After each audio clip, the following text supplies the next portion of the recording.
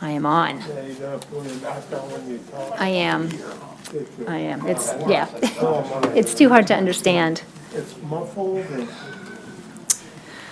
Okay. Good evening, everybody. We're all here, 1, 2, 3, 4, 5. It is, what is it? It is 6 p.m. on Wednesday, December 1st, and I am now going to officially call to order this regular meeting of the Truckee-Donner Public Utility District. You're Director Harris. Here. Vice President Laliotis. here. Director Bender. Here. Director Aguera. Here. President Finn. here. Thank you. Very good. And now, as you are willing and able, please stand and join us for the Pledge of Allegiance. Director Bender, would you like to lead us this evening? Ready? Begin. I pledge allegiance to the flag of the United States of America and to the republic for which it stands, one nation, under God, indivisible, with liberty and justice for all. Thank you. And Brian, do we have any changes to the agenda this evening? President Finn, there are no changes this evening. Thank you very much. Item number 5 is public comment. So this is time that is set aside in every meeting for the public to address the board on any matter that is not on the agenda. So testimony related to agendized items should be addressed at the time that that item is considered. Do we have any public comment this evening on items that are not on the agenda? Please.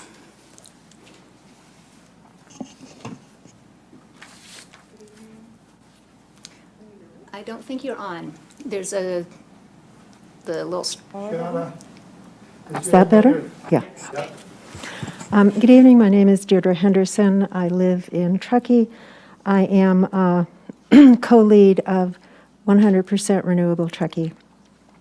In November of 2017, the town of Truckee adopted a 100% renewable resolution. And while I think that the PUD is perhaps in spirit in supportive of the resolution, I'd like to see the PUD actually formally endorse the resolution.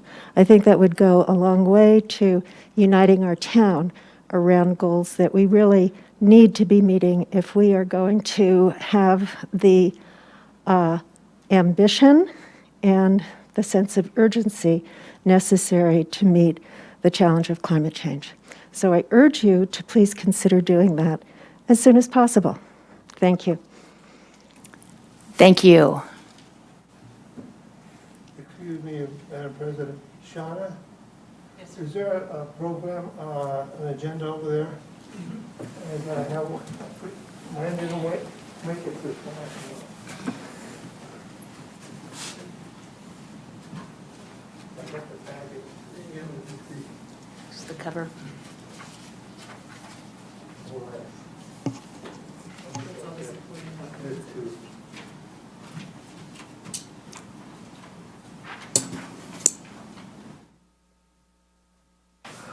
Thank you. Very good. Oops. And item number 6, director updates. Do any directors, this is the time set aside for directors to comment on any item within the purview of the district that is also not on the agenda.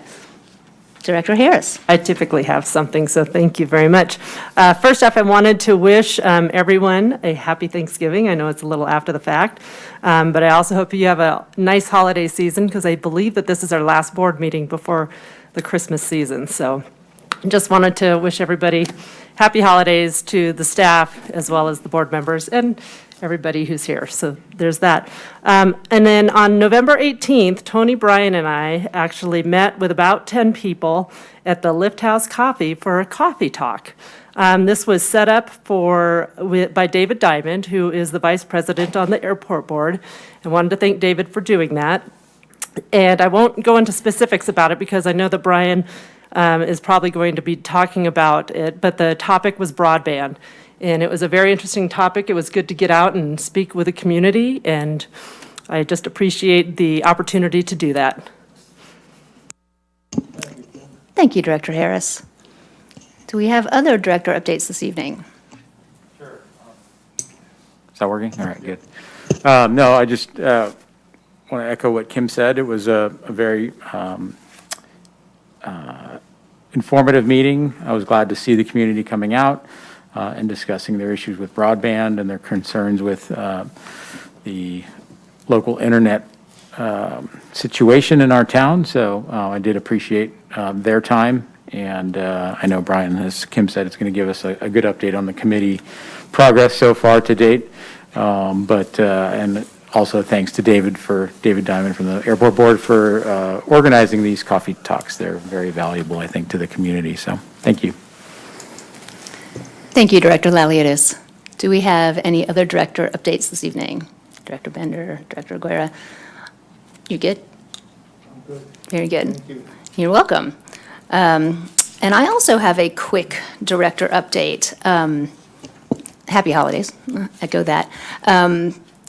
I was pulling up some old files. I was doing some writing for the Follies, and I accidentally clicked on a director statement that I had made 2 years ago in 2019. And I reread it, and I thought, I'm going to read that again.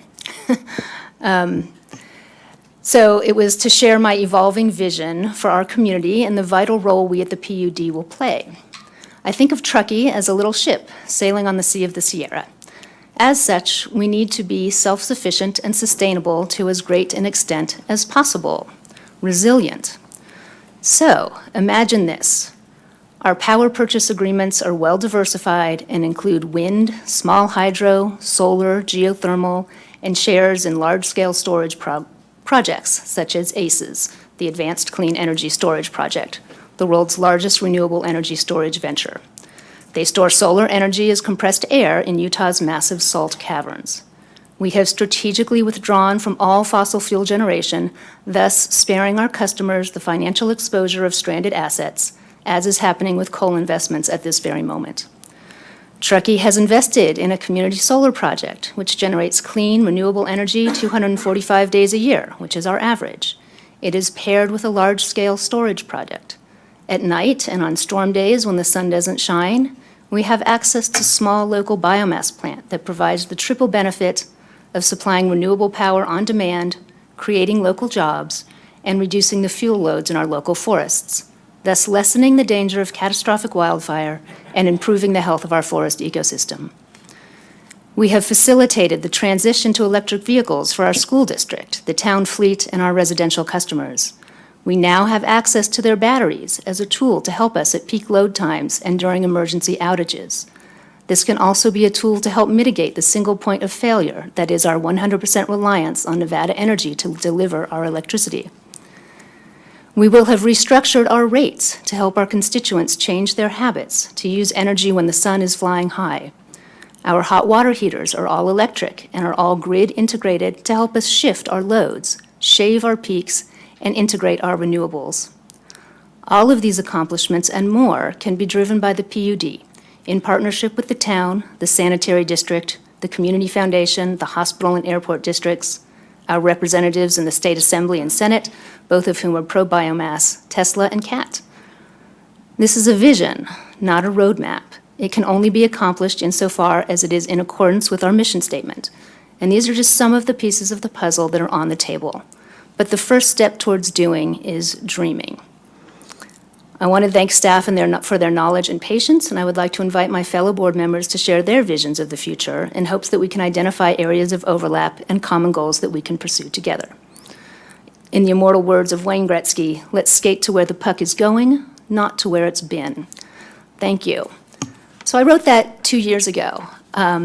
Most of it is still my vision, for sure, and what I'm extremely happy about is a lot of these conversations are no longer me. There's a lot more depth. Our community is focusing on a lot of these problems. Our reliance on Nevada Energy has become front and center.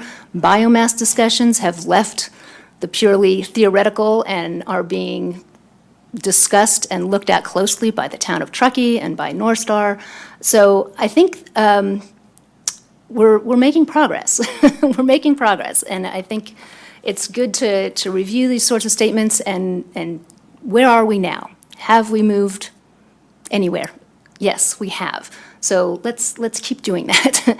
And that's the end of my update for tonight, which rolls me into Brian. Thank you, President Finn. I will keep it relatively brief. We have a public hearing this evening and a moderately packed agenda for this evening on a couple of presentations. So in terms of the GM's office updates, I wanted to give a little bit of a kind of a temperature of some of the procurement and economic challenges that are out there for public utilities such as the PD. We continue to see a general kind of condition of supply chain issues. We've had a couple of our projects where we are seeing extended delivery dates or extensions in providing particularly electric equipment or hardware. And so some of our projects, we're adjusting some of the timelines, and we're noticing that, again, some of the prices continue to be at an elevated position right now. We're hoping, as many economists believe, this is a transient condition that may normalize once the supply chain does, but we will keep the board abreast on some of the challenges we have with our capital projects going into 2022. We, for example, the Martis Woods pump station that we presented earlier this quarter, we have made the decision with the board's approval to reconsider the scope of that work to find a more immediate solution. And you may see that in some of our smaller projects for both water and power. We, on the kind of delinquent billing front, I've been reporting out to the board where we're at with that on essentially a quarterly basis. We have seen, as of December 1st, our most recent data kind of an analytics, that we've seen another rise in the 90-day and 30-day past due delinquencies. Our total arrearages at this point are just over $450,000. We are in the process, the application process for the regional, state, and federal relief. We will have more updates as that becomes available to us. We don't have an exact timeline on that, but the PUD is doing their due diligence and ensuring that we have access to our portion of that relief funding. We continue to work with customers, our ratepayers, for customized payment plans, billing modifications to help our folks get through this time, whether it's because of financial hardship or other reasons. We still have funds available for that COVID relief payment or funding that the board approved back in 2020. So that there are still funds available. We encourage our ratepayers to reach out to our customer service employees and staff and work on payment relief programs that are available to them. As you have mentioned, we have some good workshops and a committee update on the broadband initiative, but I wanted to kind of broaden that out a little bit. Sorry, the double use of words there, or the pun, but staff will be presenting to the board the other initiatives for consideration in establishing committees and setting a timeline for 2022 and 2023. Those are the 100% clean renewable energy, the local generation, and the undergrounding initiatives that were established in our master plan or our strategic plan. And so look for those in the first quarter of next year to revisit those and set some timelines and expectations for the next two-year budget cycle. With that, I will send it off to the rest of the agenda and call it good there. Thank you, Brian. Item number 8, our committee update. We have an informational update on the Community Broadband Committee. So let's hear it. Who's presenting that to us this evening? Brian's back, okay. Changing hats. So this item, microphone working? This item was intended to be presented by our Strategic Affairs and Public Information Officer, Stephen Poncelet, who is out of town attending a conference this week. He is the district's staff representative on that committee.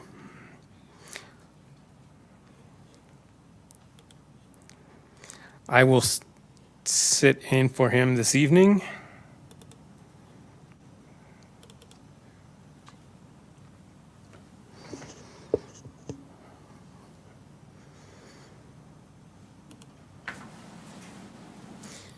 So our first formal Community Broadband Committee update.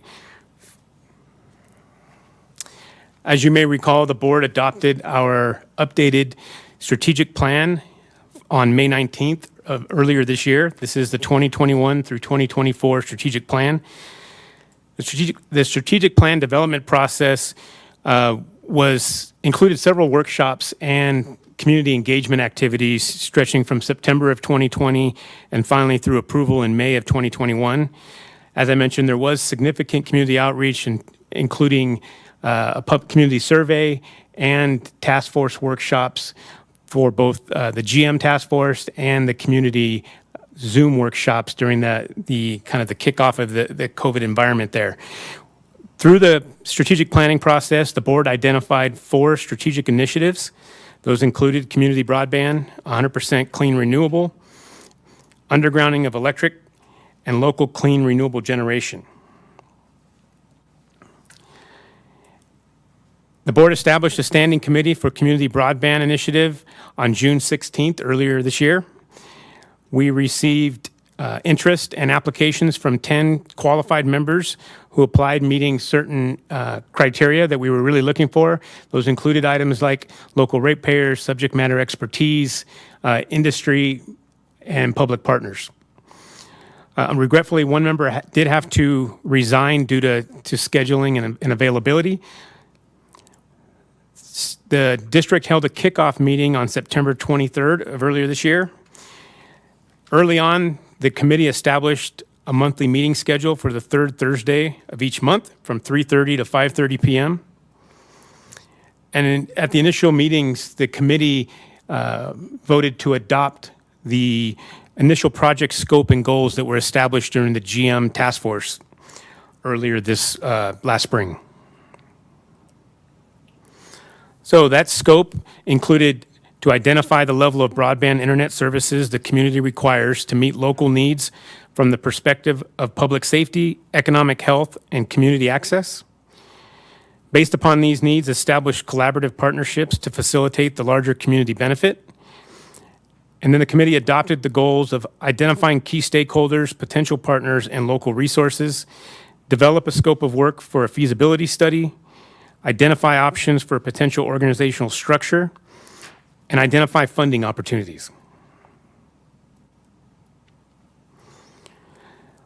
Unfortunately, due to limited access and availability, the committee was unable to hold the second meeting that was scheduled for October due to the lack of being able to establish a quorum.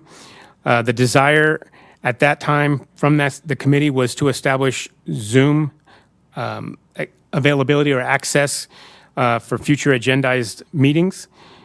The November 18th meeting earlier this month, or last month now, the committee adopted a resolution 2021-01 resolving a local emergency and authorizing remote teleconference meetings. This committee, based on its assessment of the current COVID circumstances and their availability to attend, established the need for teleconferencing access so that they can continue that productivity and collaboration. The committee established task groups or assigned tasks to committee members for them to take on in the coming months here in the next quarter. These task groups included assessment of demand side needs. This is really getting deeper into what the community's needs are on the customer side. Another group was assigned the task of assessing and compiling the supply side conditions. These are available partnerships and local and regional resources. And then finally, the third task that was assigned was a group to pursue benchmarking and funding opportunities. This is really, all three of these tasks will be combined by the committee for a board recommendation on a potential feasibility study and how to pursue this initiative moving forward.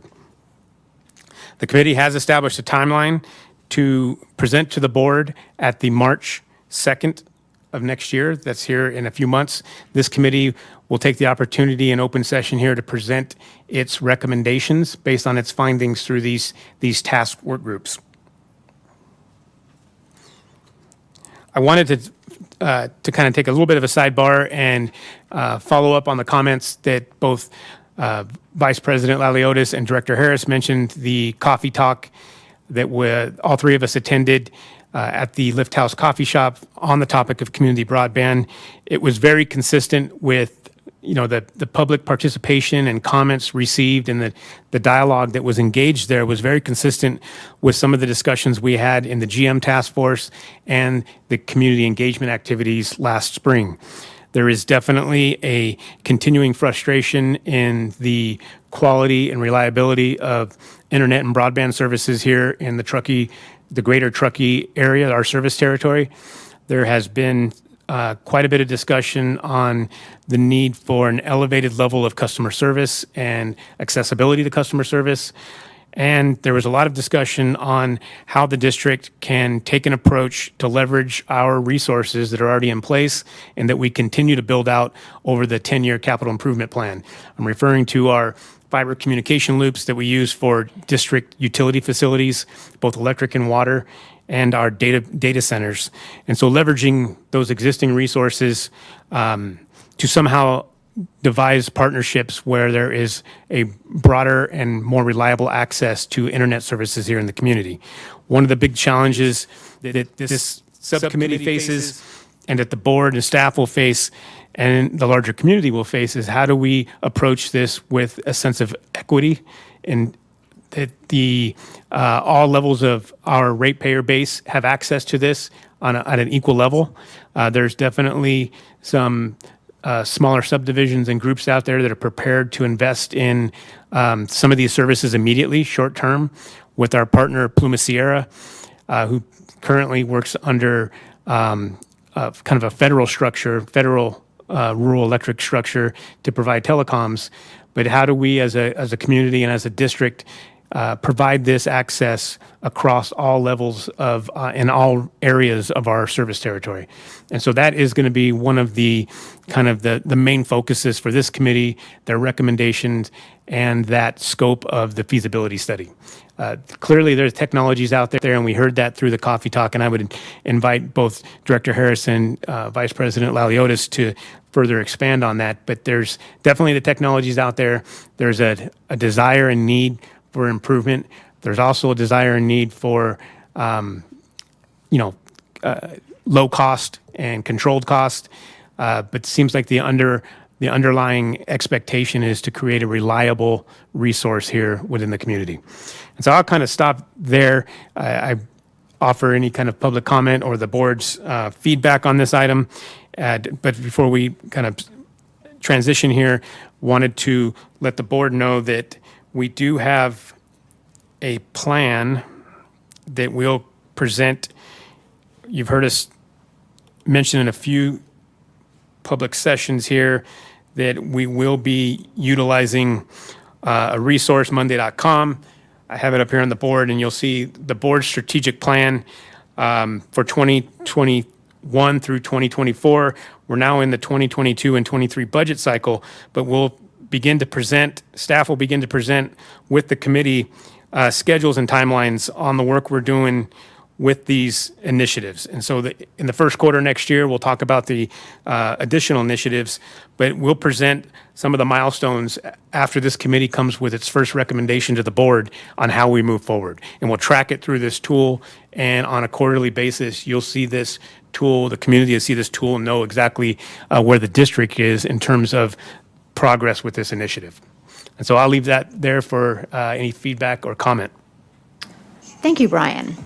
I'm going to ask for public comment first. Do we have any public comment on our broadband update tonight? No, Madam Seeing- President. Thank you. And seeing none, I'm going to open it up to the board. Do any of our board members have any questions or comments regarding our update on broadband? Okay.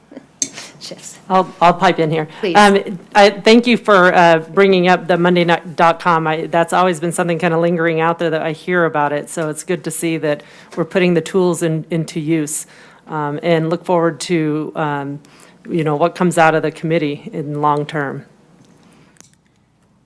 Thank you. Director Laliotis? Yeah, sure. No, thanks, Brian, that was an excellent summary of where we are with the committee. And I just wanted to, one of the things, offer a couple of things that came out of this coffee talk was that, not only did we kind of hear the same things that we heard in the community process we did early on for the strategic plan and the general manager task force, but that there was a gentleman there who was extremely knowledgeable about these types of things, and it was just refreshing to know that there are people out in this community who who have the professional background and are taking a serious interest in this issue, and perhaps they can help us, come to some further conclusions. So it's nice to have people coming to us, offering their help, especially considering, this is a very complex issue, and there's a lot of moving parts and pieces, and we are certainly not the expert in this arena. So the more the community can offer its assistance on the technical side, I think the better off that this process will evolve. Just I think it was one of the things that was important that kind of came out of the meeting is that I felt was that the district has really had the foresight to build out its fiber infrastructure primarily for its, for our own operations and system needs, but not forgetting that these systems could assist and be expanded on in the future. And I think that was an important topic to bring up, that the district really has focused on that. And another thing I wanted to mention, and once again, thank staff for having the foresight that, as we're doing projects, we're converting, installing new water mains, we're converting old water mains to potential conduit or duct structures to further the ability to distribute communications throughout the district. So staff has definitely been working for many years towards finding solutions, but this is a very complex process and will definitely take quite a bit of time to really work through. So I do want to thank staff for their time with this broadband committee, but also the time that they put in to get us to where we are today. So. Thank you, Director Laliotis. Agreed. Anybody else, anything? Okay, I have nothing to add. Not a broadband expert. Brian, it's glad to see this tonight on the agenda. It seems like there's people working on this, and it seems like we kicked it off. It sounds like there's still a lot of work naturally ahead of us, but it sure seems like there's been a lot of work done Yes, and at this point. So I'm really glad to see this. thank you for pointing that out. And I think it's appropriate based on, I'll kind of piggyback on that, Director Aguirre. I also want to take the opportunity to thank those folks who participated in the early task force and who continue to submit resources and links and funding opportunities and examples or benchmarking from both our region and nationally. And so there's definitely folks who participated early on who continue to provide us with resources. This committee is going to use those. So thank you for submitting those. This is, a community effort for sure. That's why we put the community in front of that initiative. And, there's a lot of different models we could take. And this committee is going to come back with a recommendation for the board's consideration. And through the next couple of years, staff will work to pursue those. Good, thank you. Thank you. Yeah, just keep walking the road. Eventually, we're going to get there. I'm going to pause for just a moment because there's a gentleman in the hallway. Feel free to come in and have a seat. Before moving on to the next item on our agenda, which is item number 9, the public hearing. So this is a public hearing on a proposed electrical rates, including a 100% renewable energy rate and consideration of ordinance 2021-03, setting electric rates and a 100% renewable energy rate for fiscal year 2022 and 2023. So we're going to conduct a public hearing on the proposed electric rates and the optional 100% renewable rate, and we will hopefully approve the ordinance 2021-23, setting electrical rates, including the optional 100% renewable energy rate. And this ordinance, if adopted, will take effect 30 days from adoption and will be implemented starting January 1st, 2022. So now I'm opening the public hearing. So I believe we have a presentation this evening. Yes. Take it away. Yes. Good evening, President Finn and members of the board. This is item number 9. I won't repeat it. Thank you, President Finn, for that introduction. Mike Salmon and I will be presenting together on this item. I'm going to take the easy parts and I'm going to give the hard parts to Mike, so it's really fair. As we know, electric retail rates are set by the board and adopted by ordinance. In the last 5 years, there's been 2 ordinances adopted for retail rate increases, covering the table as shown on this first slide. As you can see, these were modest increases, probably mostly in line with inflation. However, we note that there were no electric rate increases for roughly that 5-year period from 2012 through 2016. On October 7th of this year, of last year, 2020, the board approved a contract with EES Consulting Incorporated, or EES Consulting, and they were tasked with 2 items: to prepare an electric cost of service analysis, a COSA, retail rate design update, and also a 100% renewable energy retail rate option. And during this year's fiscal year 2022 and 2023 budget adoption process, staff presented the 10-year financial master plan and allowing the board to consider increased revenue requirements to pay for identified capital improvements and cash reserve goals. The electric rate study, or the COSA study, aligns the rate-generated revenues with the financial goals in the financial master plan, and at that time, in the proposed, now approved 2022-2023 budget.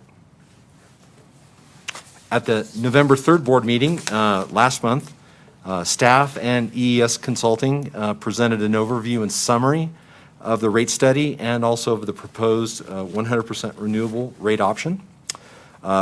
Staff also presented the proposed fiscal year 22 and 23 budget, including recommended rate increases, revenue increases for the rates for 8.5% for fiscal year 22 and 6.5% for fiscal year 23. And based on feedback received from the board, staff and EES Consulting developed a recommended rate design for all customer rate classes. And this rate design provides a increase in annual electric utility revenues in alignment with the approved fiscal year 22 and 23 budget.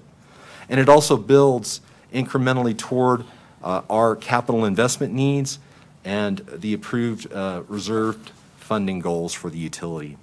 And at this time, I will turn over the presentation to Mike. So we'll switch seats here. You're on a roll, Joe.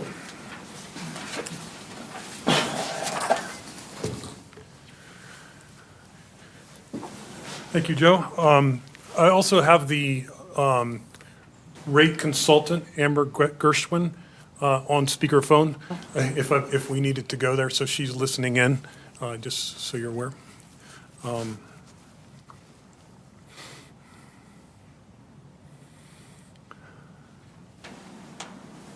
So the current proposed recommended rate changes presented here, it's a little small for the screen, I apologize for the audience, but so the revenue requirement in the cost of service analysis, we take it from there, and that revenue requirement is then distributed amongst our customer classes. to create specific rates that will achieve that revenue requirement from a revenue standpoint. And one of our most popular rates is our, two most popular rates are our primary resident rate and our non-permanent, also called secondary resident rate. And the rates are presented here. The effective increase for 2022 for primary resident is 8.5% or $10.54 per month on average. That's an average KWH bill of 800 KWH, which is the right at the average for our primary resident customer base. The non-permanent or secondary resident rate, the effective rate increase is 9%, slightly higher, and that's that average bill would be $98, which is based on a $475 kilowatt hour average usage, which is substantially less than our primary resident rate. These rates, these percentage increases are not in exact alignment with what the revenue requirement that comes out of the cost of service analysis study says. It would be much greater percentage increases actually on both primary and secondary. But one of the first things you read on page 1 of the any rate setting guidance document that you can find, the last one I was looking at was 2 weeks ago, the NARUC one, that's FERC guidance at a national level, and the first thing it talks about is that setting rates is more art than science. All right, so there's a balance here to adjust over time, not get, because the study says exactly this, you do exactly that. You have to balance that with where you are with currently with your rates and kind of get there over time. We do have a larger increase recommendation in the standard monthly customer service charge to try and shift some of those dollars to the fixed portion of our cost. And that's kind of an industry-wide trend throughout the nation. It does more in alignment with the cost structure of the utility itself. And so over time, we'll increase that a little bit, not to get completely to fix the fixed side, but to shift a little bit more of that cost to the fixed side, more closer to how, similar to how water is over time. Mike, I have a quick question. How many customers are in the permanent residence and how many are in the non-permanent? Like, what's the breakdown? It's 60-40, 70-30? 40% of the residential are primary and 60% are secondary rate. Thank you.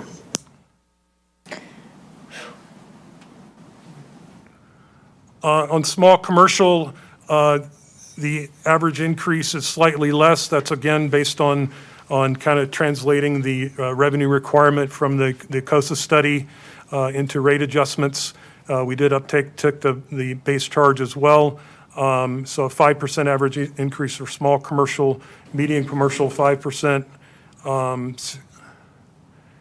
and large commercial has a much larger increase than either any of the other sectors that I've previously covered, and that was due as well due to the revenue requirement from the cost of service analysis. There's about, forgotten the exact number, but around 10 large commercial customers, and 1 or 2 of them are ourselves, the water side of our business.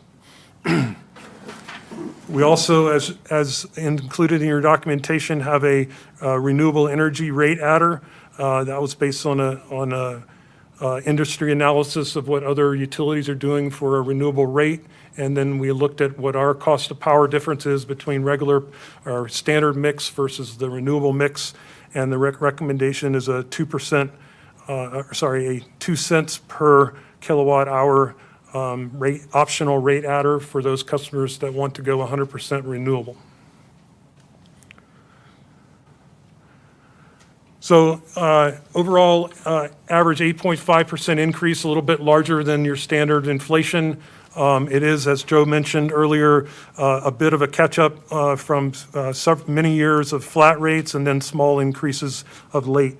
I'm going to talk a little bit about where we stand from a benchmarking standpoint. The arrow on the left is the current rates for residential and Truckee. The district's rates are on the far left with the arrow pointing down, and these are other NCPA. The source of this is the Northern California Power Association presentation back in August. So, and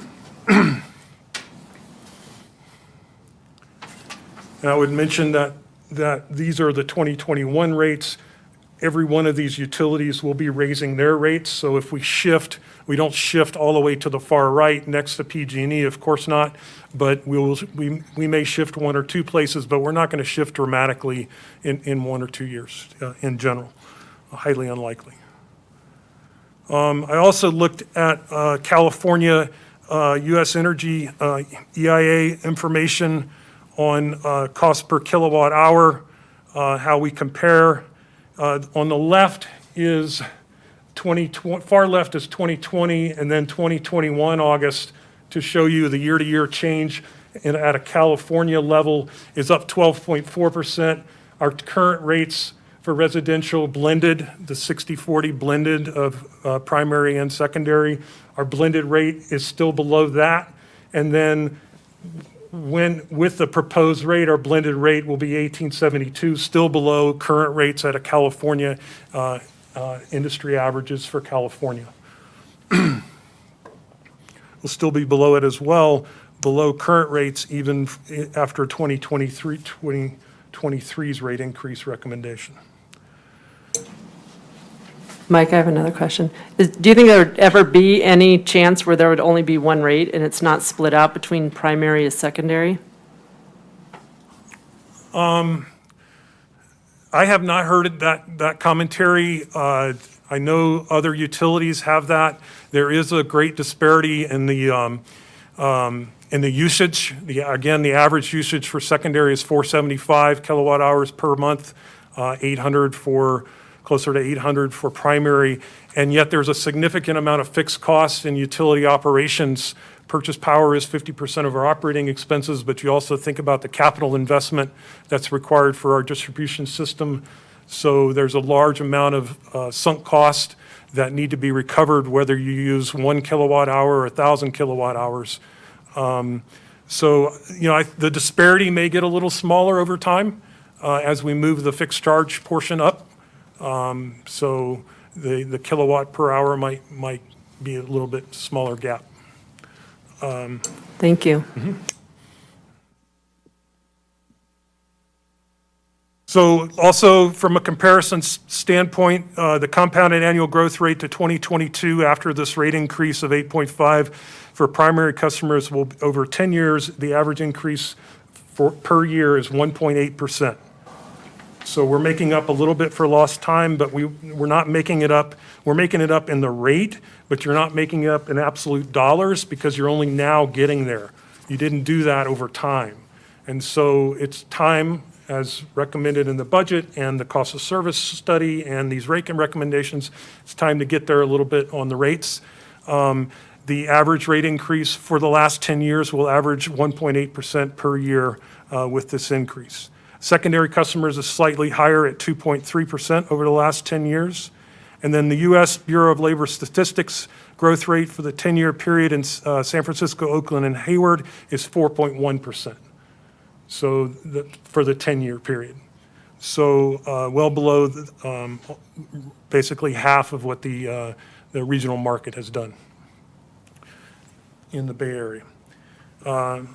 I'd also like to point out that one of our other competitors in the region, Liberty Utilities, has an active rate increase in the docket, so to speak, for 2022 to raise permanent residential by slightly over 40%, and seasonal customers, secondary homes, over 50%.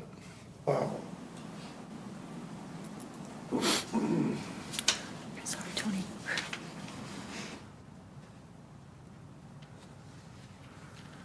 We also continue to compare favorably to the California industry averages for on a commercial level as well. So on the left is the California 2020 August and 2021 August for California industry on a commercial basis. And then on the right is our current 2022 and 2023 commercial rates blended for all commercial classes together.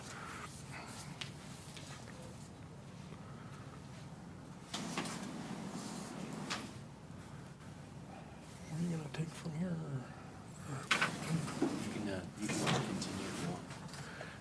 The attachments in the staff report, just for everyone's reference, refresher is the ordinance itself is attachment 1 in the backup. Attachment 2 was the recommended rates, also referred to as proposed rate 1, and then there was an alternative recommendation that we do not recommend, but it does achieve the same end revenues and closely, is called proposed rate 2. And then the complete cost of service study, including rate design recommendations, is attachment 3. And then a little bit of background for the renewable rate study, also commonly called a green rate, is attachment 4.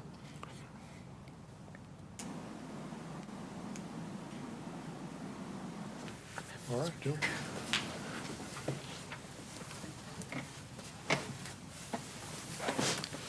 Thank you, Mike.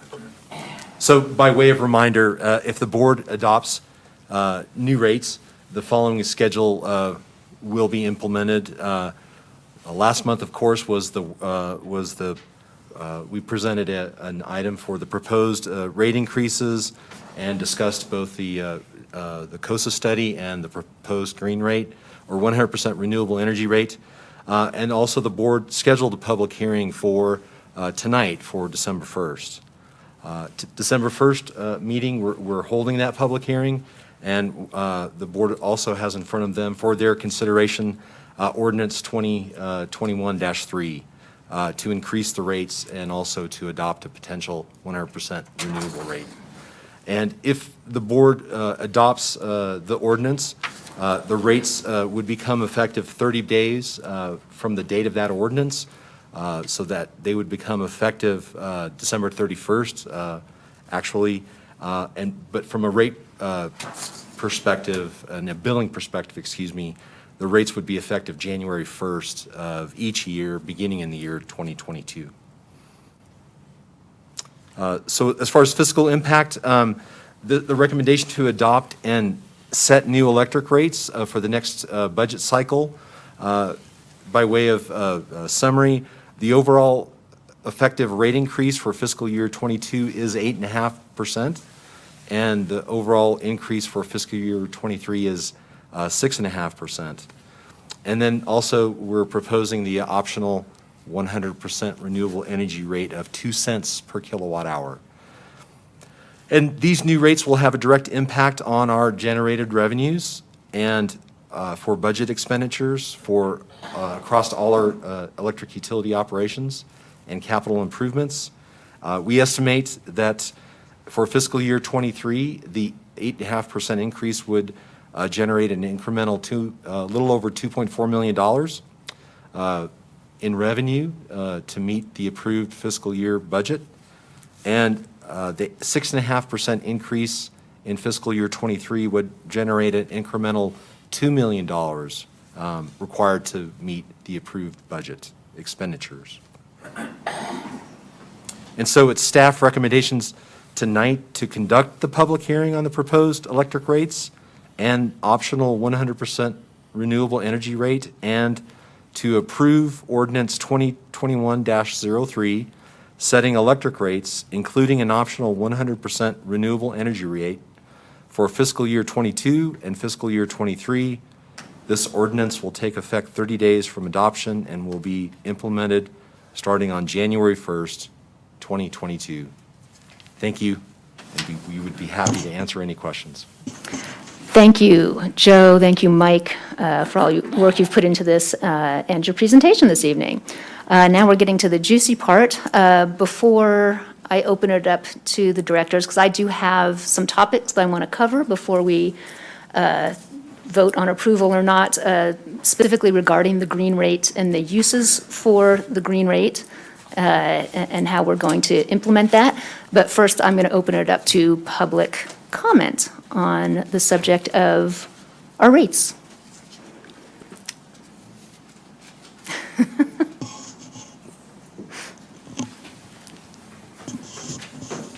I'm John Henry Byer, in Copper full-time. And there's 4 of us here tonight, at least 4 of us, who want to learn about the green rate, or the renewable rate. That's really why we came tonight. So I have a couple of questions. John, I think your mic's off. It's just that switch on the bottom there. You are right? Yeah. Oh, man. Okay, now I'll back up. Shall I start over? I'm John Henry Byer, live in Tahoe Donner, full-time. About the renewable, 100% renewable rate, after all, the electrons that we use are all in the same transmission line. You can't pick out one and say, well, that's from renewable and that's from something else. But I guess my first question is this just something we optionally sign up for, an extra 2 cents per kilowatt hour? Yes. That's my Okay. understanding, yes. I have rooftop solar. Over the course of a year, I generate more electricity than I use. So, how would you charge me an extra 2 cents a kilowatt hour since you don't charge me anything? Since I generate more than I use. I'm going to guess you wouldn't sign up. No answer to that? I'm going to imagine that you wouldn't sign up for it. Right, yeah. What's that? Like, I would imagine that you wouldn't sign up for it, where, well, I'm not sure I would sign up for it anyhow, because it appears it's not like I'm getting anything extra. I think that's where what we as the board need to discuss during this meeting. What does Okay. that rate mean? Well, we're And what are we going to reserve Here those to funds for? try to understand that. If the money were used to do something that would really improve the system, improve the reliability, maybe for batteries, maybe for geothermal. Joe said the current portfolio does not include geothermal, but perhaps it should, since it's renewable. It's 24/7, so it's base load. It would let you go to a higher percentage of renewables without needing some other backup. Let's just say batteries or something or other. So just a suggestion. I guess I'll leave it there for the moment, but some of my fellow compatriots here might Thank have you. other questions. Perfect, thank you.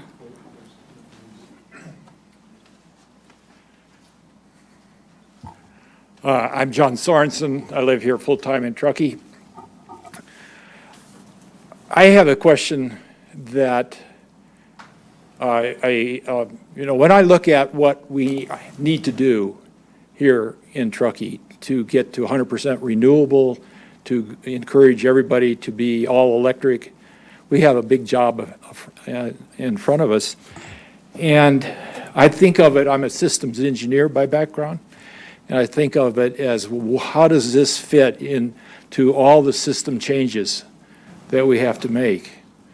You know, what does changing or adding 2 cents on what we call renewable electricity in this case, how does that fit in? What are we really going to use this for besides saying, okay, this adds a little to our percentage of what we can say is renewable? So that's my question is, how does this fit into the grand scheme? And what is there a grand scheme? So what are we using this extra money for? Thank you. Thank you.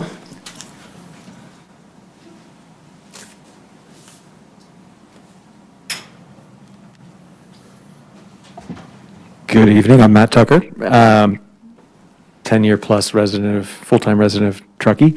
Yeah, my question is along the lines of the previous two speakers, but I guess I want to just emphasize that the concern of, my concern and those of my friends here is that, this 2 cents is actually buying some additionality. In other words, we're not just saying that we're taking our existing portfolio of renewables and just giving these customers more of it.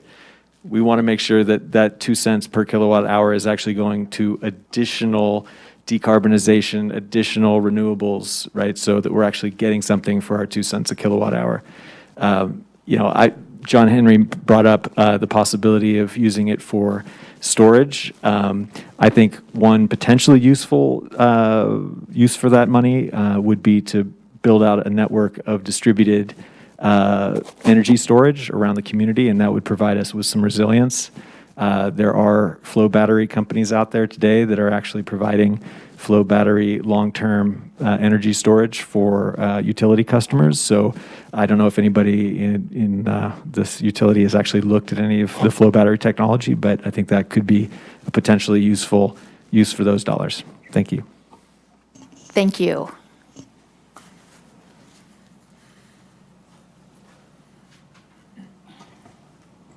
Hi, Deirdre Henderson again.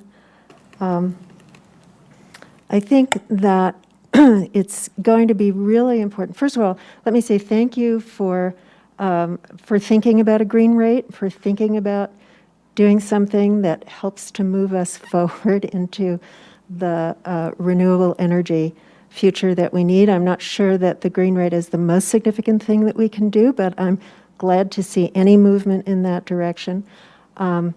Unlike the last time around with a green rate, when a green rate was considered, I hope that there is sufficient additionality here.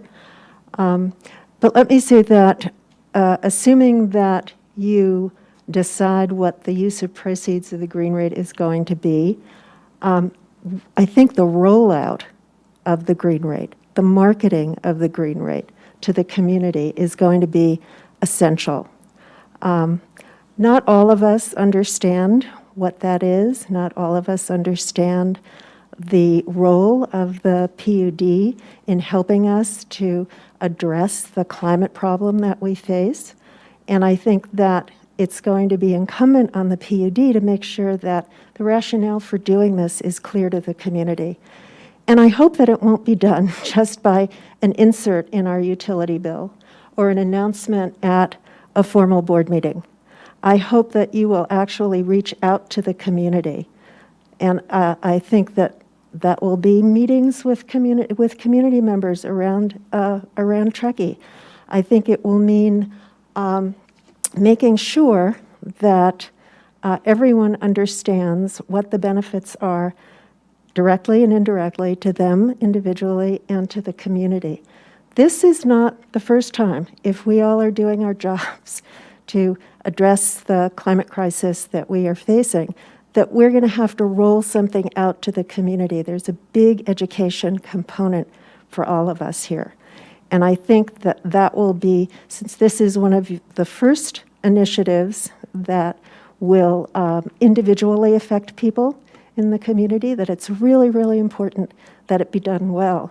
And while I urge you to have a sense of urgency about doing all of these things, I also urge you to take the time to do it right, because this will be essential to its success, and it will also create the pattern for future efforts of this type. And hopefully there will be many future efforts.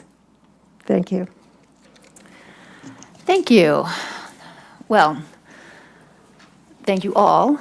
And that certainly is a great intro, because those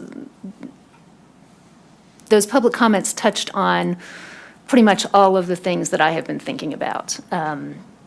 What we haven't really discussed what we would use this green rate for. Like, how do we explain to the public what we're doing? Are we adding additional green generation to the mix, not just putting this money towards purchases that we already make?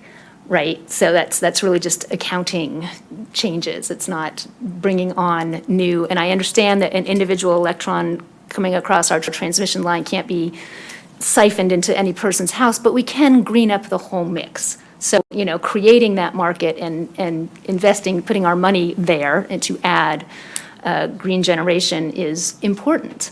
I also think, we're facing a related but separate issue, our reliability. This year over the summer, we had, the community became much more aware of how sort of tenuous our connection to electricity is via Nevada Energy. And it really sort of elevated the need for local generation or backup of some sort. Now, since we have to address this and we have to address our, the climate change situation, we should make sure that those things are complementary. We shouldn't do them both at the same time, ideally. And so what do those sorts of solutions look like? More distributed resources, more people with solar and battery backup, a virtual power plant consisting of everybody's Tesla batteries, or what big battery, or we don't know. We haven't really discussed it, and we have, I feel very strongly that we have to sort of connect the dots for people and ask the community. Like we're at a moment, we're about a year out from the last time we really approached the community for feedback about the direction the PUD was going in, and I think this would be a really good time to touch base with our ratepayers and say, hey, we're looking at this rate, a green rate, a renewable rate. I think as a green rate, if we're looking at decarbonization, there's a lot of things that we can do that aren't just purchasing new green power purchases, right? If we can help with electrification here in the community, that's our biggest greenhouse gas hill here in Truckee is transportation. So if we can use this green rate to help us more quickly and more effectively shift the transportation to an electric, versions, if we can address reliability with it, I think these are compelling uses that we can take the pulse of the community and see we'd have to be very specific. This isn't something like, hey, how should we spend the green rate? I think we need to define 2 or 3 different opportunities that we think are appropriate and explain them and then ask for feedback. If you're somebody who would sign up for a green rate, is this use compelling to you? Does that make sense? So that's kind of where we am, and I agree with Deirdre that there is urgency, but a rollout that is ineffective is a waste of time and a waste of energy.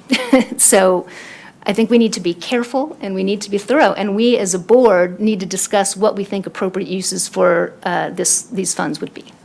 Okay. I totally agree, and now is not the night, right? Well, it kind of is the night. We need to take the time to do it right. So I think discussing where that money goes is a little short-sighted, or just not enough time.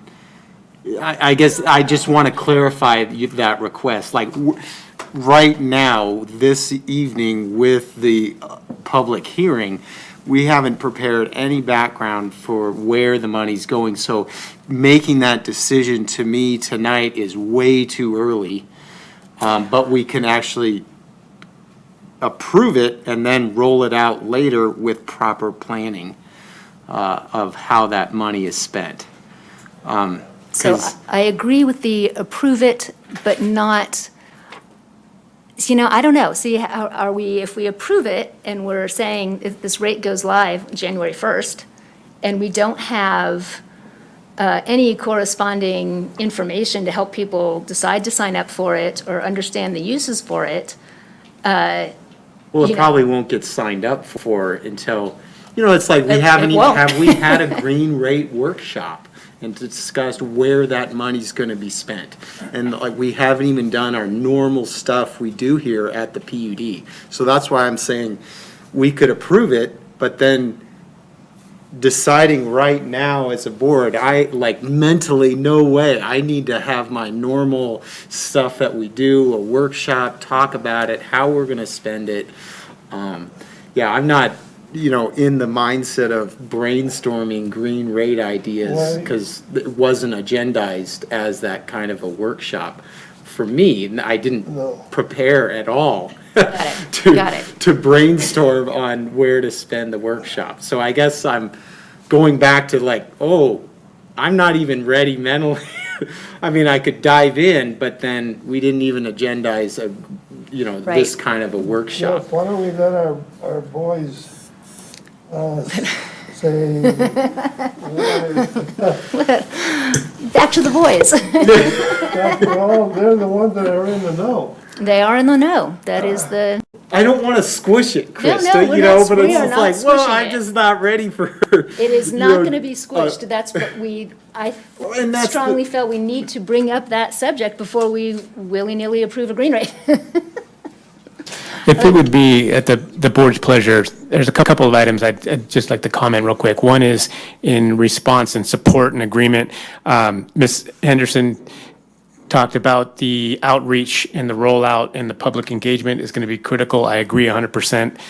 For us to do this appropriately as a district and be effective, that's going to be crucial in our process moving forward.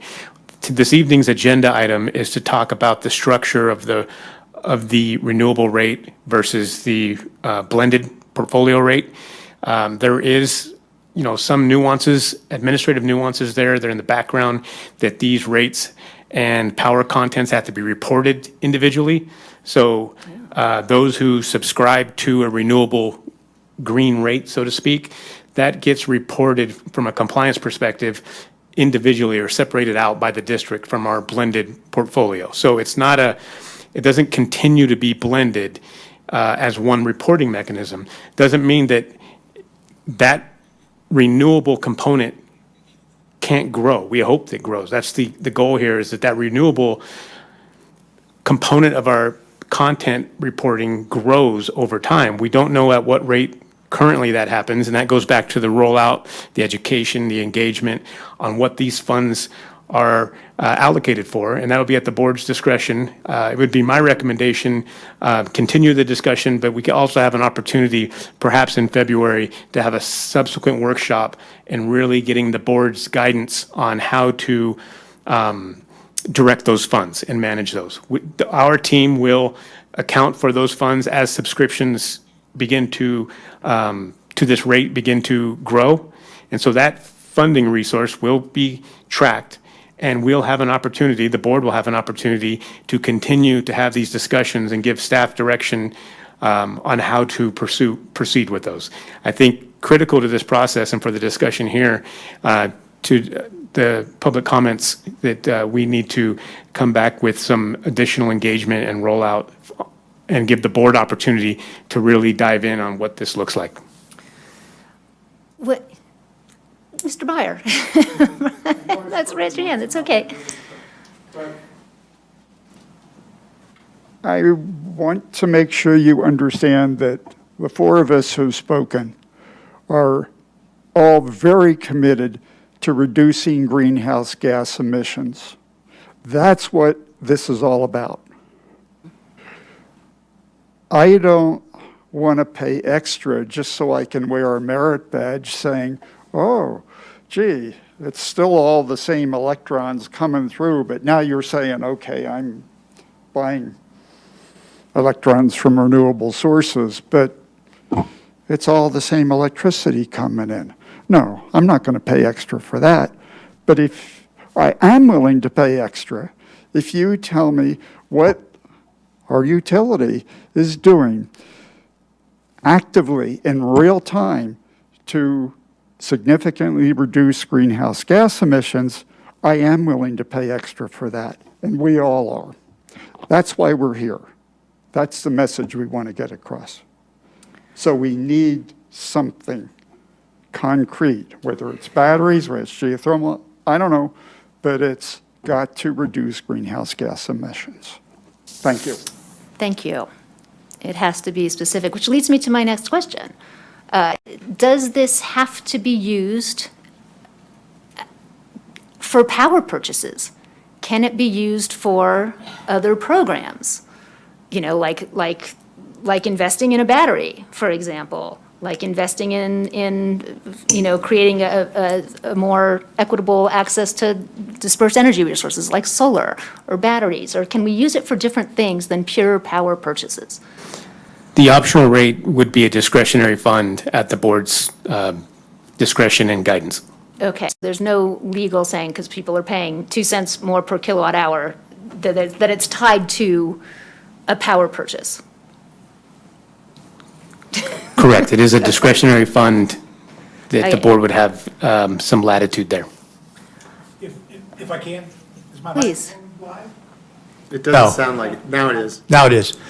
So the answer is, you have discretion, as Brian said, to use those funds for a related purpose. Electric rates are not subject to Prop 218, as you know. They are subject to Prop 26. We have to have a reasonable cost relationship here. But this green or renewable rate, if it was adopted, is completely voluntary. So you're not mandating it, you're not requiring it, so that relationship to the actual cost of service doesn't exist. And so you therefore have flexibility to use any revenue generated through that discretionary customer decision to subscribe to that rate, to use it for other purposes. So that's a long-winded, yes, you have discretion. Okay, that's good. I like having discretion, that's helpful. Joe, you look like you wanted to say something. No. Okay, I'm sorry. Masks can be confusing. Okay, So Krista, are you good with creating the bucket? I guess that's what we'd be doing tonight, creating the bucket. Funds could go into it. And then at some point later on, as Brian mentioned, have some workshops to really nail down what we're going to then spend that money on. Tangible climate carbon reduction strategies. yeah, greenhouse gas reductions in this community. Yeah, sorry, I said yeah. That's okay, Yeah, it's all, I get it. There's a lot of terms and a lot of, but I think specificity is very important in this conversation. And I am okay with that, but again, there is an urgency, and I think what from staff, and you guys can correct me or continue, is specific recommendations on uses for these funds that are either adding renewable generation to our portfolio or within this community, helping our reliability, things like backup battery, distributed energy resources, electrification programs that are effective for where we live, so we can start shifting, our transportation greenhouse gas burden into electricity. I mean, right now, most of us drive cars that are 100% dirty energy, right? So any movement on all of those fronts would be effective, but what is going to be the most effective, and what can we accomplish with the funds that we, hopefully will get people to sign up for? Does that make sense to my fellow board members? I, in reading this memo today, I saw this 100% renewable thing. And it's, okay for the, and I just assumed that it was, everybody was gonna, either we do it or not, and it's everybody. And then I found out it's volunteer. Well, the volunteer group, and you're very right about what are we gonna get for that. And so this is why I thought it was all the district pays if this thing passes. Because how do you separate that money to whatever we want to spend it on at a later date? When we have a fund, so we got a fund built up. And so, I mean, there's questions right in the middle of that. First of all, there's this elite group that's paying into it, and they're the ones that should get some benefit out of it and know that they're getting benefit. But then, we're all getting benefit from this elite group. We are. We are. Yeah, we are. So, I wondered why it's a voluntary basis and not part of the program. Whoa. Joe's taking it to the Joe's next level. radical.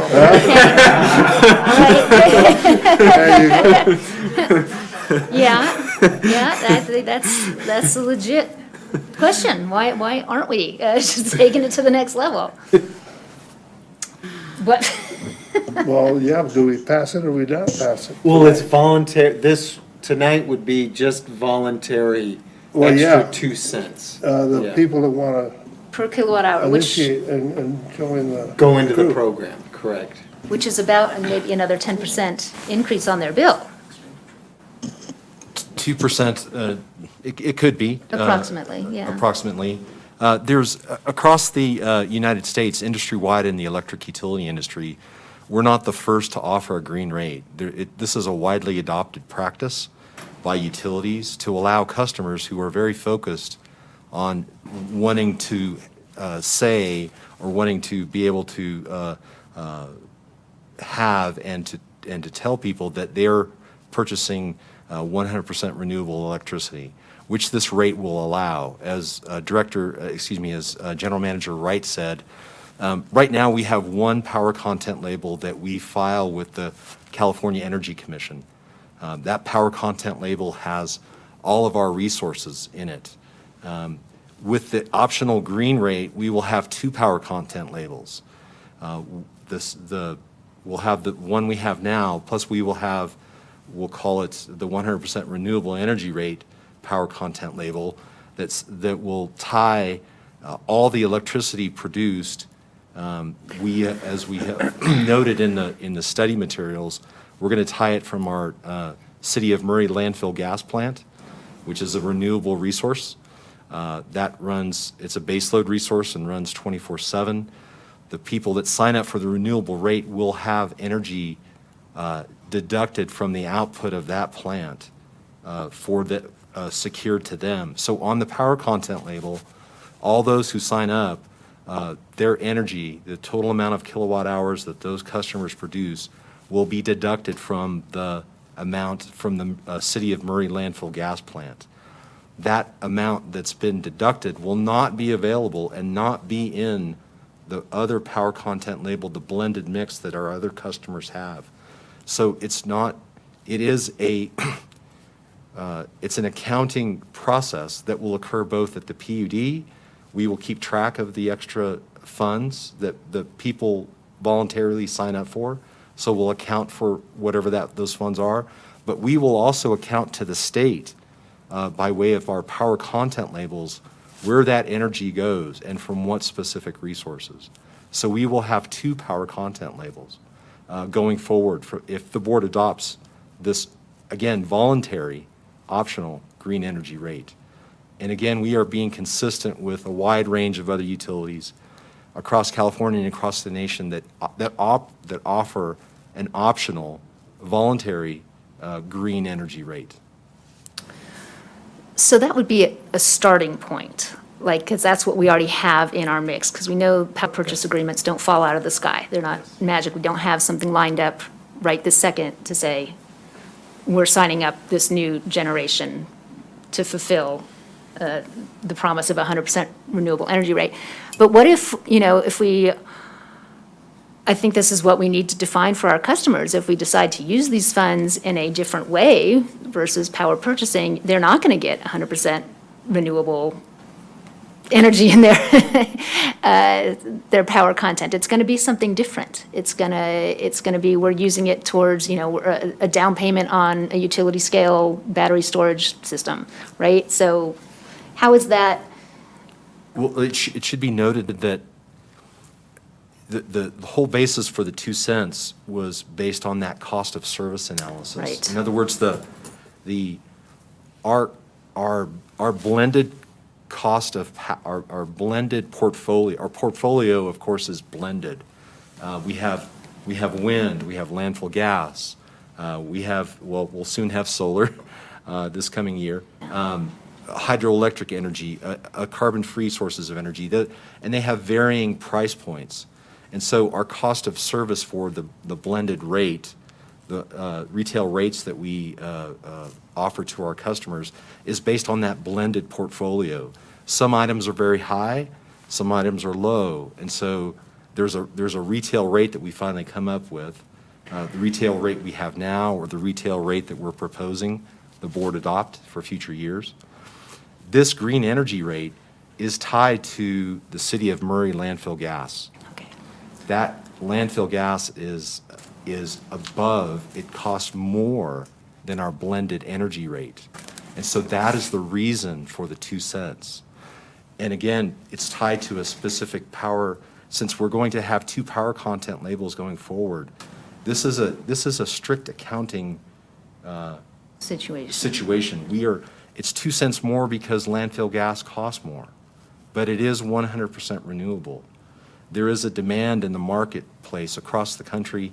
We'll see what Truckee is if the board adopts it, but there is a demand for customers want to be able to sign up for a 100% renewable rate. That's true across the country. Now, some customers may not. Again, it's a voluntary rate, but they can truly claim that it is 100% renewable because we will have a strict accounting and 2 power content labels going forward. And the 2 cents is tied to a real dollar. It's tied to a real cost because that cost of power for landfill gas is higher than our blended rate. Okay, so essentially, we had to start somewhere. Yes. That's what this is. We started with the renewables that we have. We're looking at how much it costs. We need to set a benchmark. And we're going to use the funds as they come in to expand that benchmark. Because, this is, again, accounting sleight of hand somewhat. Like, it's not changing anything real in our energy mix right off the bat, because it can't. We can, like I said, we don't have, power purchase agreements aren't going to fall out of the sky. So I get that. And then I hope, Joe, I think the reason that we're not doing it across the board is because that would be a 10% increase on top of our 8.5% increase. And I think we're all very sensitive to. I knew that part. Yeah. But I also knew that if we ever come to that 100% renewable date of ours, what is that date? The year? 2030. The what? 2030? 30? The 100% renewable. We come to Truckee. that, I thought it was a fund to pay for that difference because there's going to be an increase in that renewable rate. As I hear our staff talking, that it's not as easy as it was. By the time we got where we are now, it's going to be a little harder to get, and it's going to be costlier, and I thought that this money was going to go for that. That's what we get to decide. Yes, Deirdre. Well, yeah, but to volunteer to begin with, I don't think you're going to get very many volunteers. I think that's the problem. So, But this has been an interesting discussion because it sounds to me, and please correct me if I'm wrong, that there really is no additionality to the green rate that you have been thinking of, that you are simply allocating an existing portion of the portfolio, of the renewable portfolio, 100% to the people who pay the higher rate, which seems to me logically should mean that people who are getting the somewhat dirtier part of the portfolio should be paying a lower rate. We're not getting anything extra out of this. So how do we go to the community and say, please do this? It just doesn't make any sense. That's what I was trying to get. Yeah, Kim. In looking at it, in the report, it says revenue impacts.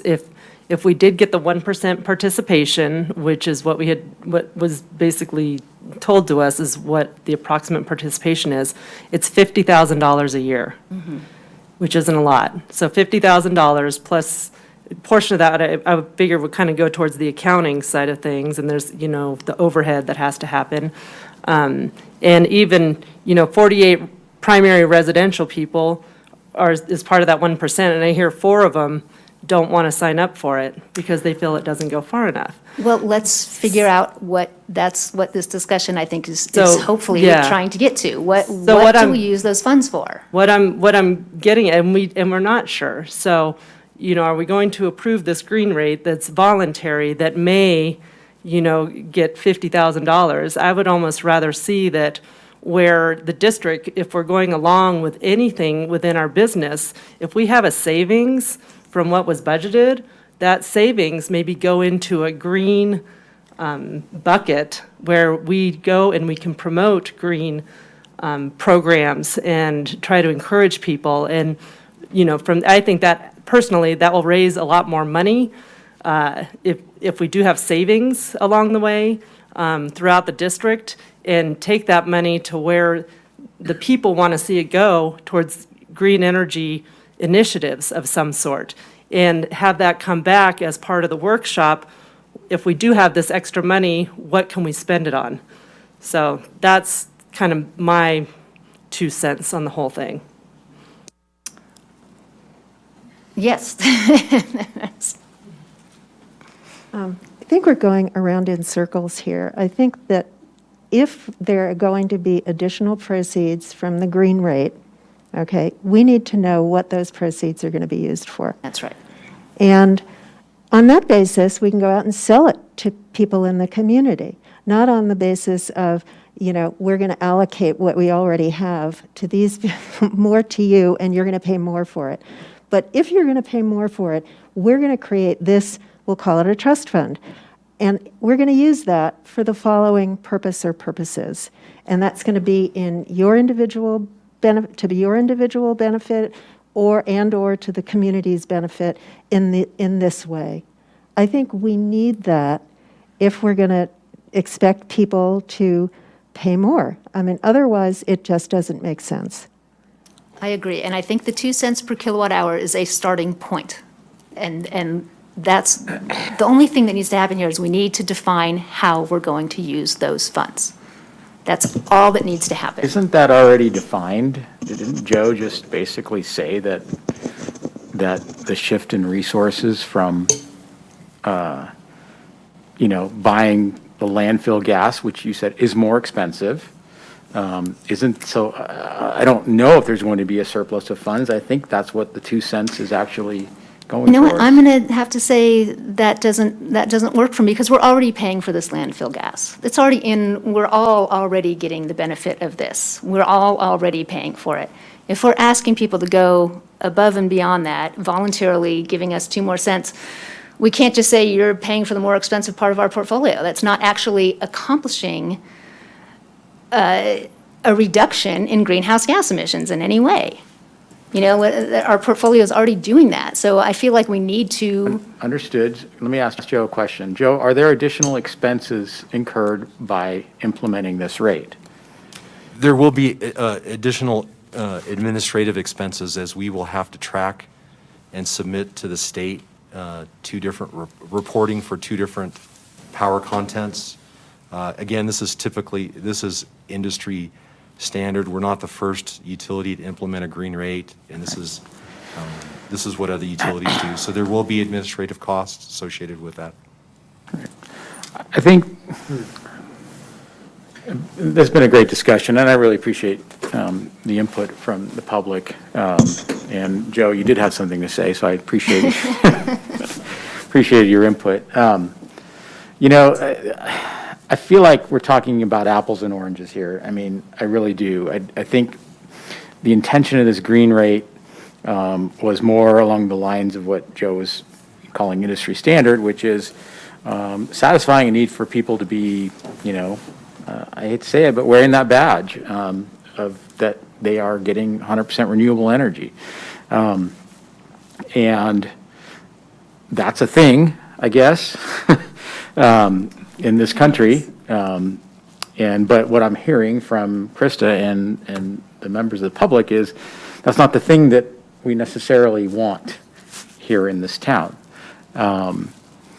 So I think the question for this board is, and I appreciate Kim talking about revenue, because I really don't think that, the level of participation that we're going to get in this program is going to generate revenue that is meaningful to the larger discussion that you are bringing up, which I don't disagree with, but I also think that while this is something that can help, it's a different animal. And, if we're serious about electrification and, pushing even harder for renewables and greenhouse gas reductions, I mean, those are serious conversations and those are serious dollars. I don't think we're talking about dollars in this program tonight, 2 cents kilowatt hour, and what we anticipate as far as participation will have a meaningful effect on what we're actually talking about, what we really see as the future. That's not going to be decided tonight. So I think what this board really needs to decide tonight is, do we want to roll out this 2 cent program based on the merits that have been discussed tonight? And use it as a launching point for having bigger discussions and understanding what we're actually talking about with dollars and cents for some of these bigger ideas. That's right. So as it's a voluntary program, I think people can sign up if they want, and they can make that decision. But I also think that we have, this is a big topic. We need, and this was a good launching point, and we need to have bigger discussions because there is a lot more investment needed to begin to ratchet up the levels of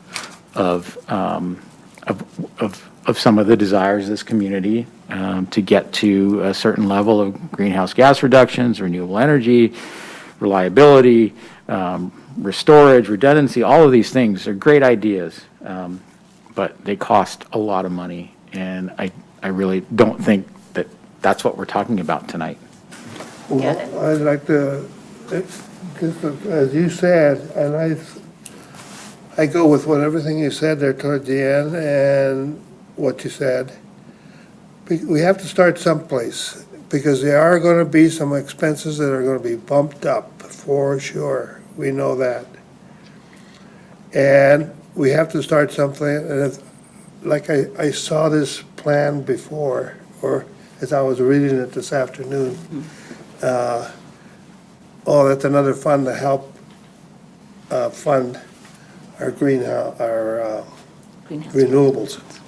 And so and after thinking or hearing Joe say that it's naturally a volunteer thing, so people don't have to sign up, but if they do, they can. And then also that the district has got a bookkeeping method of keeping this money assured, and we have to let the state know about this account. I mean, it's pretty well regulated, and it's going to be right in there. So as far as I think we have to start somewhere, and this is probably tonight, to kick it off and see where it goes. So clearly, I think we all agree that we need more information and we need more specificity. Well, yeah, but we're going to go along. Right. I think, well, Joe was pretty clear. It's 2 cents a kilowatt hour if you want to buy 100% renewable energy, and that's it. That's all that money is going to. If we want to invest, Tony helped clarify, in batteries and other things, well, then we need to double that rate, triple that, make it 10, 20 cents a kilowatt hour green rate, and then we can really invest, because the 2 cents gets you 100% renewable energy and then nothing else. So if we want to invest and create the bucket, so just clarifying, didn't clearly understand it, that bucket is going to landfill gas to buy that, so I can have 100%. If we want to invest, we need to make that rate higher. It needs. Or alternatively, we can explain to people that they're not going to get 100% renewable for that additional 2 points, but we're going to instead put it aside into a fund and decide where the best, most effective use of those funds for reducing this community's greenhouse gas emissions will go. I think we're going to use it for the. Oh, I'm sure, well, this is the question. This is exactly what we're discussing, because, if we just, I think people would prefer to see that that money is going to bring additional green resources online, not just pay for the green resources that we already are paying for in our mix. I wouldn't sign up for that. So And I am the biggest proponent of. So how it's written right now, Joe, it's 100% green renewable rate, correct? Correct. What this, if the board adopts this rate, the district is obligated to put a second power content label officially filed for the public consumption and the CEC, saying that this energy is coming from a specific resource. So we can't just tonight decide not to do it, implement the rate and rewrite it and put it in a different bucket and invest it in something else. We can't do that because this ordinance is not written to create that. Right. As I understand it, that's correct. This, just like, and we're not unique in this. Like every other utility that adopts a green rate ties it to a resource or a group of resources because of the cost of those resources, and it's accounted. We have to file reports with the state, telling the state that yes, they went to these resources. So if the board would like to do something different with the green rate, then We need to pull this Don't adopt this green rate. and redo it. Okay, so even though it's discretionary, it's not that discretionary. Well, no, I think, yeah. It's optional for our customers, but once we adopt it, we need to follow the regulations of the state to account for what we're doing. So if we're saying it's 100% renewable rate, it has to be 100% renewable rate. Like that's what these funds would be used for. Yeah. The renewable energy that we already have in our portfolio, because that's what we have right now. That's, And that's what every other utility, that's what a green rate is tied to, an existing resource in someone's portfolio. Because there's a demand out there. Some customers would like to say that I am purchasing 100% renewable resource from a particular resource. Yeah. That is what green rates. have been defined as. That's what they've been defined as currently. We're not doing anything different. We're following industry practice. We're going to follow, if the board adopts it, we're going to follow the state regulations to have that separate power content label, tying it to the specific resource. Of course, it's to the board's discretion. If that doesn't sit well, then don't do it. I'd just like to make a quick comment. So I think what's being described, and I understand to some extent our hands are tied because green rate is evidently, it's a very specific thing and it has to be, this specific portfolio. So I think we all understand that now. But I think what's interesting for the four of us here, and I think Krista as well, is that, we're going to go in front of the community and we're going to say, this is not something that we support. And the reason for that is simply that it's not moving the needle. So it's a good public relations kind of thing for the utility in the sense that they get to say we're offering a green rate to motivated customers, but it's not getting us any closer to being a greener community. So just so you know, I appreciate that everyone here in this room is we're all on the same team, we're all working towards the same goal. It's just that we feel like when we're doing something public like this and putting it out to the public, it has to be something genuine, not $50,000 that's, you know, going to have a lot of accounting costs and isn't actually going to increase the mix of renewables in our utility, right? And it's not actually electrifying anything. So, you know, I think you won't have our support, you know, which isn't the end of the world, I'm sure, for the PUD, but I just want you to know that, like, this isn't what we're here for. So, you know, it's more of an accounting sleight of hand that will, some customers who want to be green are going to go, gee, that sounds good. I'm going to click that box. It sounds like a good thing. I want to be green. But they don't understand that it's not actually moving the needle. So, thanks.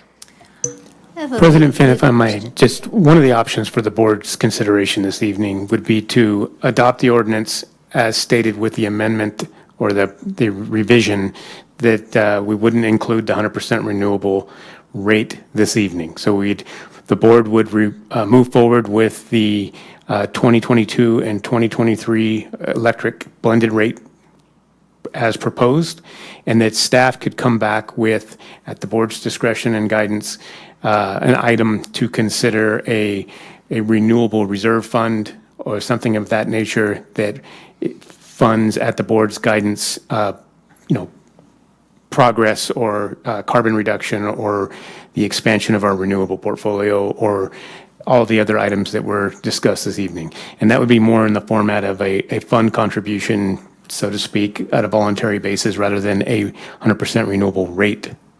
That's kind of what I was just going to ask. Do we have, you know, can we invent other? Well, let's just, I just Thanks. want to clarify something. I mean, it's $50,000. Our contracts are flexible. So in the end, we'll still be purchasing more landfill gas, approximately $50,000 potentially, or is it strictly fixed? I mean, you know, the market changes, our demands change. So I just wanted to clarify Matt's comment. You know, does it really not move the needle at all? More people, if people have signed up for this, they're buying landfill gas. We still have a portfolio here.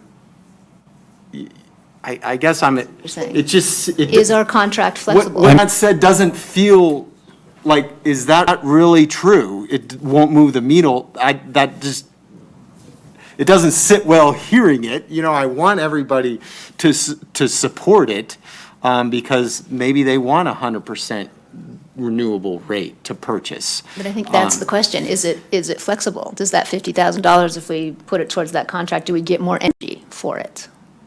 Or is the contract fixed? We buy this many megawatt hours per year from that resource? Yeah, because it's so fluctuating, right? You know, we might have 100,000 guests this Christmas instead of 98 or something. You know, our market, our purchases of power change. So can we buy a little bit more landfill gas and actually move that needle a little bit? Do you want to, go ahead. We have an existing contract with the city of Murray. It's a purchase power agreement. It's for 70% of the output of that landfill gas generation plant, and I forget the exact megawatts that it is. But on a yearly basis, it accounts for, I want to say, just a little under 20% of our total energy requirements for the district on an annual basis. So the green rate, as it's proposed, and as we're following standard industry practice, it's simply, there is a demand out there for people who want to say, I want to have 100% green energy. So the extra money is tied to the fact that their entire purchase would come from that resource. So if, for instance, the city of Murray, if we get 10,000 megawatt hours of generation from the city of Murray on an annual basis, and enough customers sign up to claim 1,000 of that, then on our power content label, 1,000 megawatt hours would be allocated to the 100% renewable energy. 9,000 megawatt hours would be paid for and allocated to our blended rate. Our other customers are still paying for the city of Murray gas in their blended rate, but there's other resources that are lower cost than the city of Murray. So they're also paying an appropriate rate. If by move the needle, you mean purchasing additional energy, we would not be purchasing additional energy, we would just be reallocating the existing energy that we have. If I might add, so to answer Director Bender, the Murray contract is fixed, and that is a base load renewable resource that the district has a contract with, and that's fixed. If we need to expand, the district still already has initiatives and guidance to pursue additional resources beyond the Murray procurement contract. That contract will be up for renewal in the coming years, and it may expand or it may be reduced based on what the agreement is with the city of Murray. The district will continually pursue additional baseline renewable resources. This particular fund or this particular rate was designed to address the cost of our current procurement from Murray. Any additional left not subscribed to as 100% green renewable would be allocated to the blended rate. We can't expand the Murray procurement without going into a new contract with them. So the new funds can't expand that procurement from Murray. So we might just need to regroup here. We might need to, that's exactly right. I want to create a whole new thing. I don't want a 100% renewable rate, it turns out. I want something more flexible than that we can use specifically in this town for things that we need. We need to address our reliability issues with Nevada Energy. We need to address our, the greenhouse gas emissions of this community, we can do more to help bring those down through things like electrification. And because even with the mix as it stands at 64% renewable, is still a heck of a lot cleaner than, my truck. So you're not talking about. So I'm not talking. You're not talking about a voluntary thing. You're talking about a source of revenue that benefits this entire community, which should be paid for by the entire community, not a select group of people who want something. That's right. Well, I think And so I think, that's where that's where I feel like we're talking about apples and oranges. This renewable, what's being proposed is a voluntary thing, and I'm very clear as to what it's getting. And, it's getting people the ability to say that they subscribe to 100% renewable. It's not moving the needle, I agree. It's a thing. I hate to say it.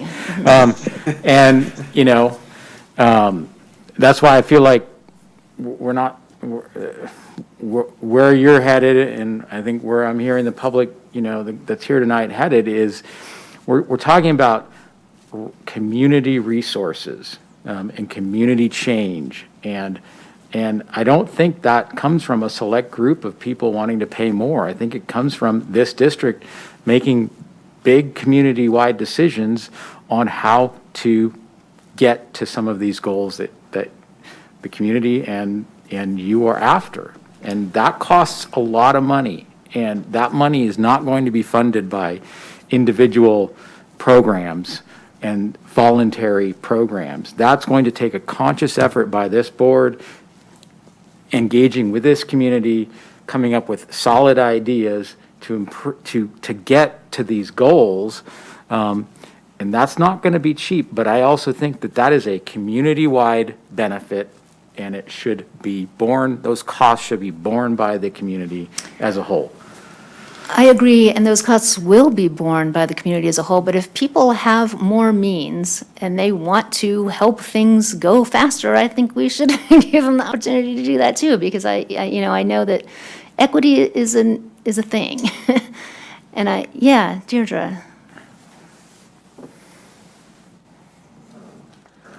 Let me say that I'm really happy to be here tonight because what we're hearing about is the Green Rate 1.0 that died of its own weight, 3 or 4 years ago, being recycled again.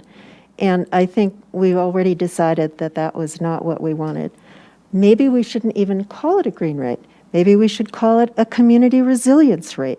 And maybe we should take those funds and use them for a climate equity fund for people who are not going to be able to afford to do some of the electrification that we would like. We could start a small, low-interest revolving loan fund. I mean, there are all kinds of creative uses that we could make of additional funds from people in the community who are willing to make that commitment and that contribution to the community generally. I would have no objection to that, but I do object to accounting sleight of hand that tells me I'm getting a green rate and all I'm doing is sucking the greener greener and more expensive parts of the portfolio out. That simply does not make sense, even if every other utility in California does that. I don't think we should be doing it. That's what I feel like. I want to create a whole new thing. I don't want it to be the green rate that is just us shuffling around what we already have, but I do want people in this community to be able to say, hey, I am willing to pay more because I want this whole community to accelerate its decarbonization. And like it or not, the PUD, we are the ones that get to, create electrification initiatives and purchase power and all sorts of things. What we do as a utility is steeped in greenhouse gases.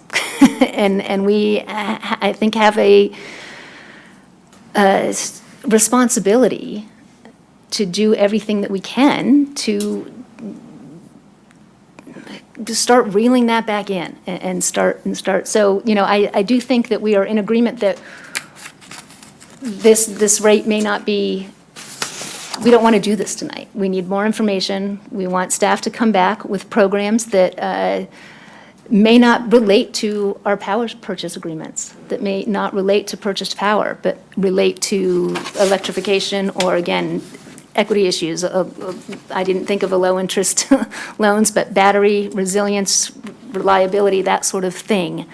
And what do we call that, and are we allowed to do that? And I think since it's voluntary, we are, but we need to define it. We need to define it clearly and go back to the community and say, hey, if we ask for you to pay 2 cents per kilowatt hour, and that goes into a fund that is going to fund, low-interest loans so people can put solar panels on their house that ordinarily wouldn't be able to afford it, for example. Everybody's getting tired now. So I'm going to say we need more information. We need to talk through more the green rate as it stands right now, just taking on, it would be a rate that we're just shuffling things around and paying for more overhead that we're creating. So it's paying for another layer of bureaucracy as well. So maybe this is not the moment, but we can ask for staff to please come back with programs that are going to help this community reduce its greenhouse gas emissions, period, through the things that we are able to do, like investment in electrification, investment in local resiliency, which includes, distributed energy resources, battery backup, et cetera.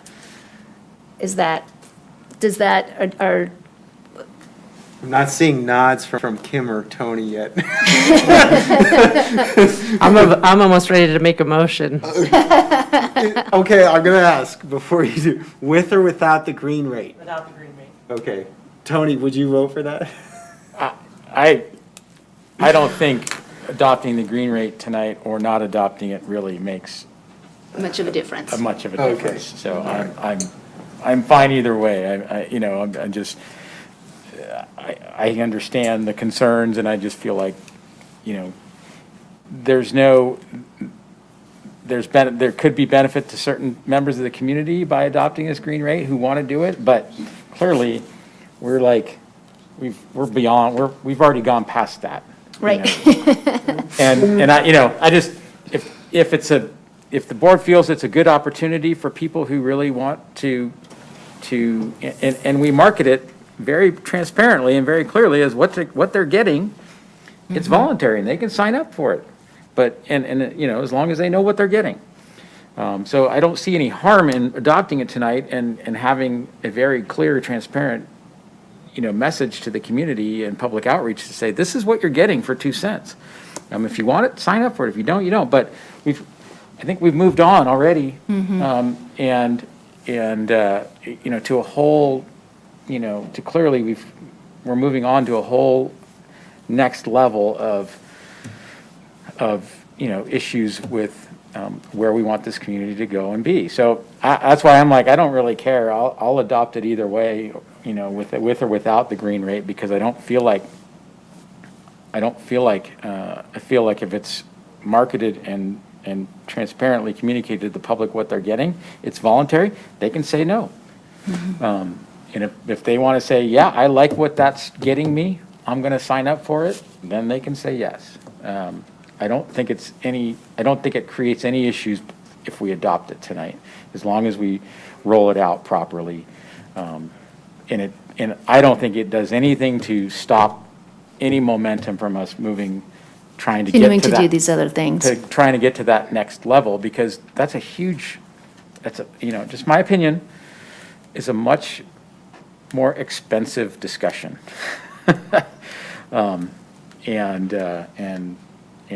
it's one that needs to be had, because it is very expensive, but we have to look to the future, and we have to understand, what it's going to take to get there.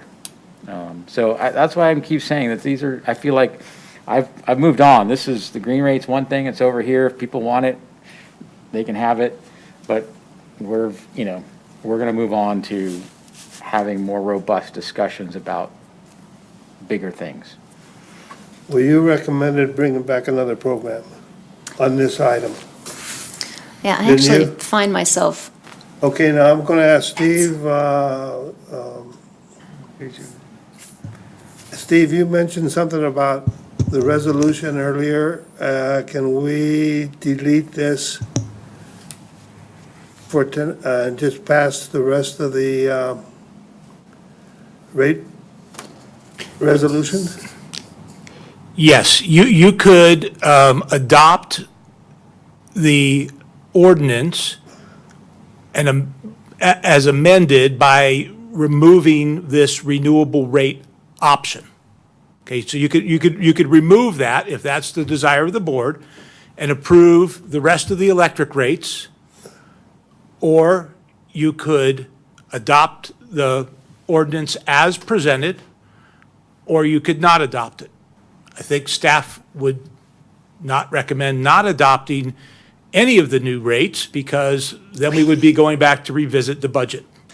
we need to, adopt the rates. And I'm actually now on the fence. I'm like, I'm not above taking money from people who want a badge to get us started. I'm not too proud to do that. It's not what we want and what our ultimate goal is, but it can play a role. For Joe and Mike is, we can always bring this back, can't we, at the next meeting, if you have some kind of information for us? Yeah, at the board's pleasure, sure.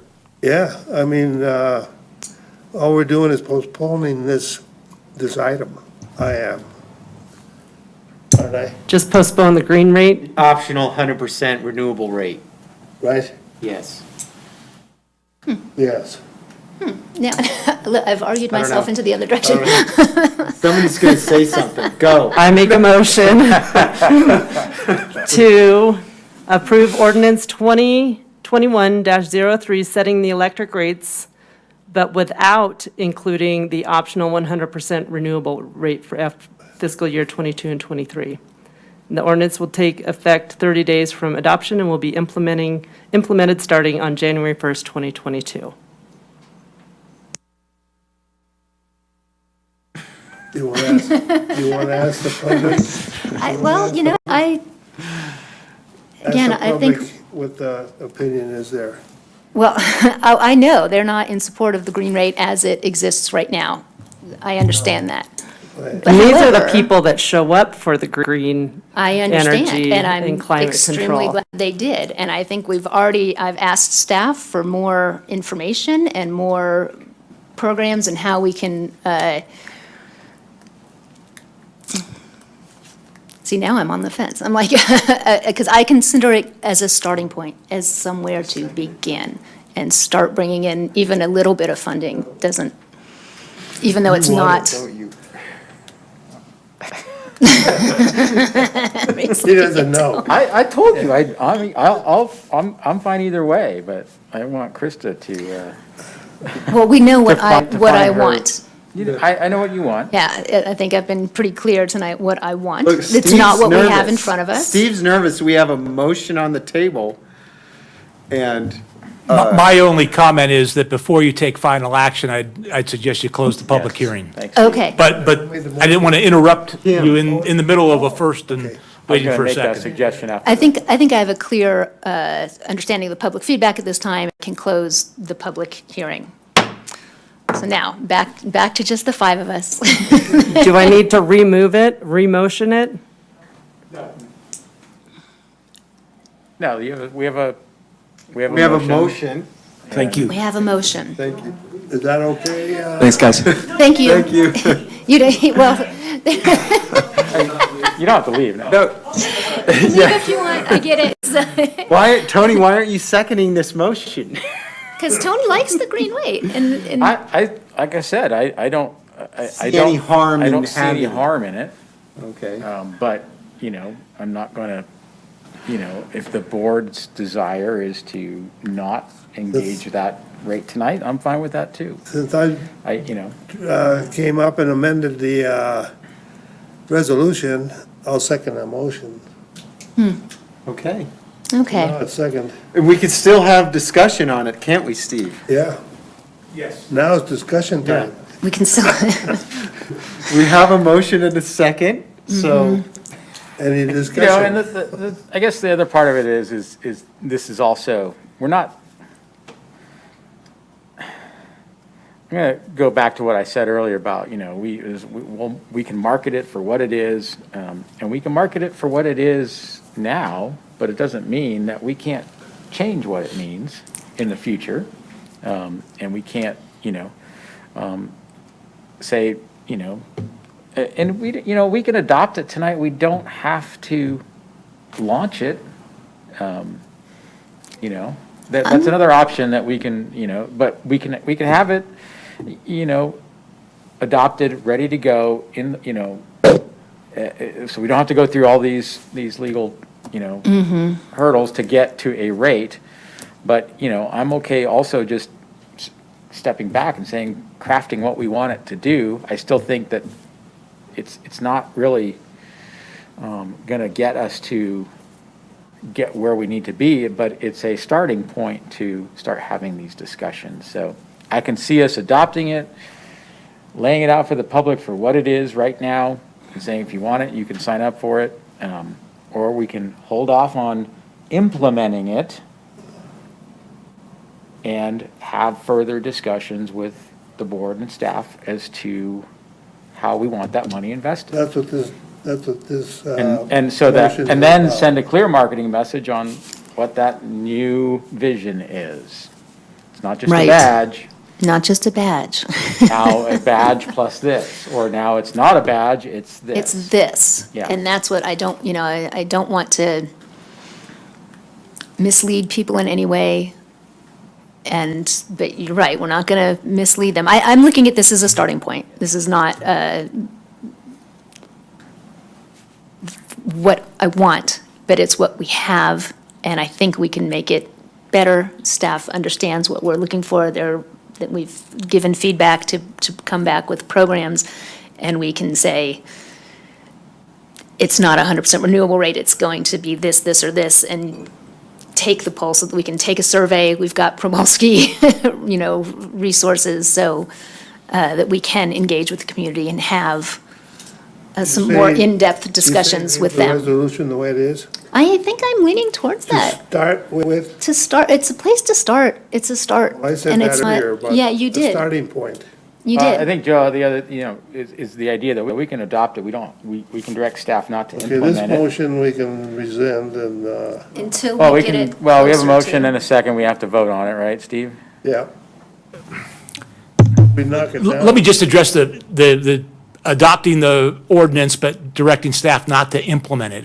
If you adopt the ordinance, you have the rate, then we have a rate that the customers can voluntarily sign up for, and we'd be implementing it, okay? You could direct staff, look, we don't want to go out and actively market it. We want Is that to bring about back this motion? some more thought and discussion. And if you adopt this rate tonight, and you decide you really don't want this type of a rate, but you want to have a voluntary rate to support Other programs. storage or other projects, then you come back with another ordinance, you eliminate this rate, and you adopt a new rate.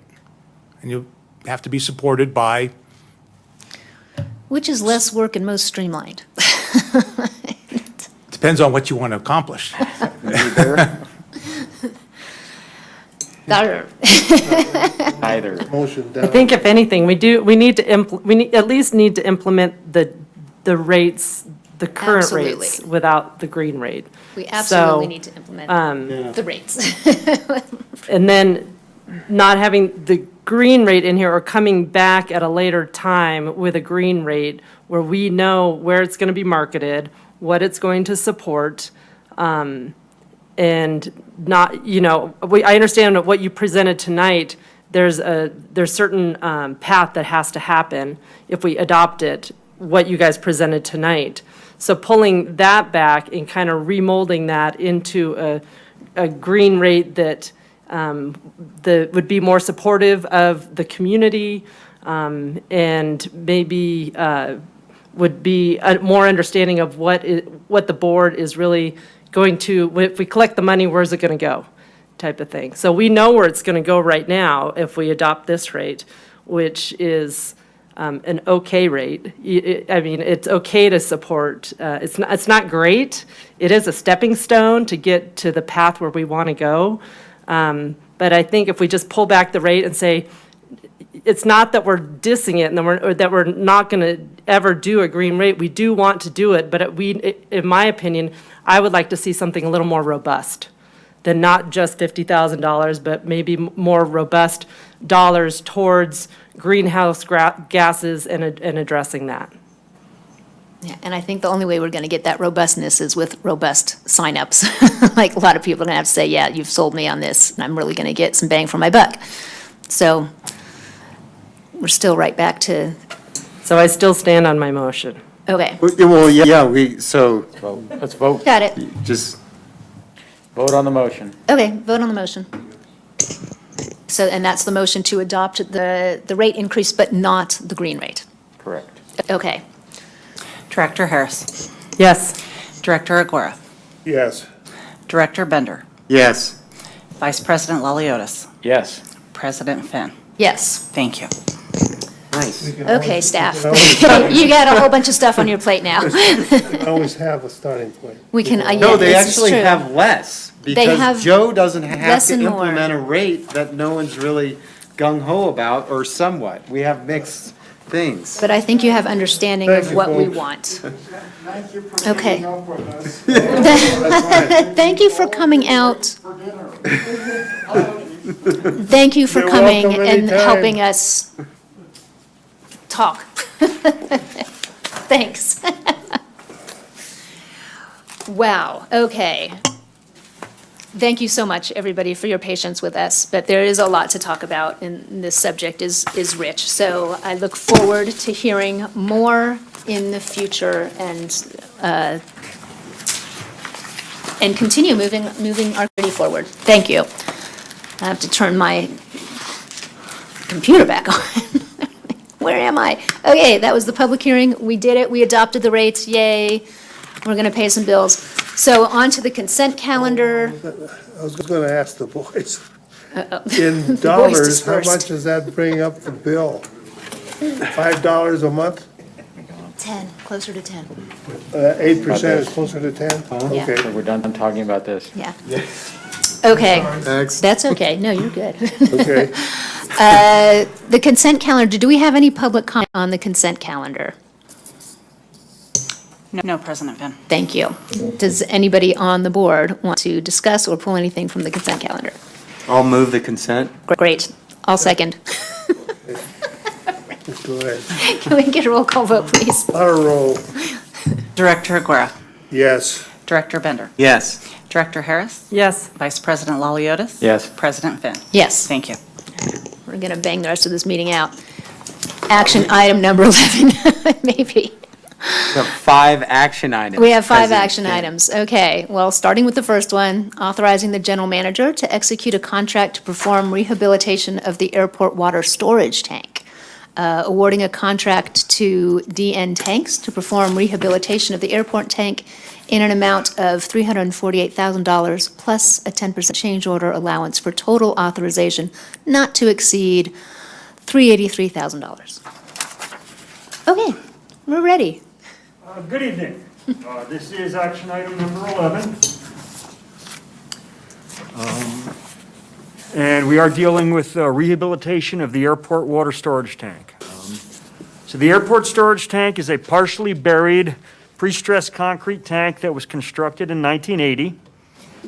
Back in the summer of 2010, DN Tanks performed repairs to the dome ring under an emergency declaration. And the dome ring is located where the vertical walls and the roof join together. And it's critical to the structural integrity of the tank. And this work was performed on time with no change orders. In 2010, it was also noted that there was concrete spalling occurring on both the interior and exterior surfaces of the roof structure. However, that was not considered critical at the time and was not included in the emergency scope of work. Since 2010, Water Department staff have applied concrete patches to the roof exterior in an effort to extend the life of the tank with limited success. Based on recent inspections, substantial repairs to the roof are necessary, both inside and outside. And in addition, replacement of the interior steel components, such as the access ladder and overflow structure, are also needed. This rehabilitation work will take about 6 weeks to complete. And during this time, the airport well will be placed out of service, so it won't be available to serve customer needs.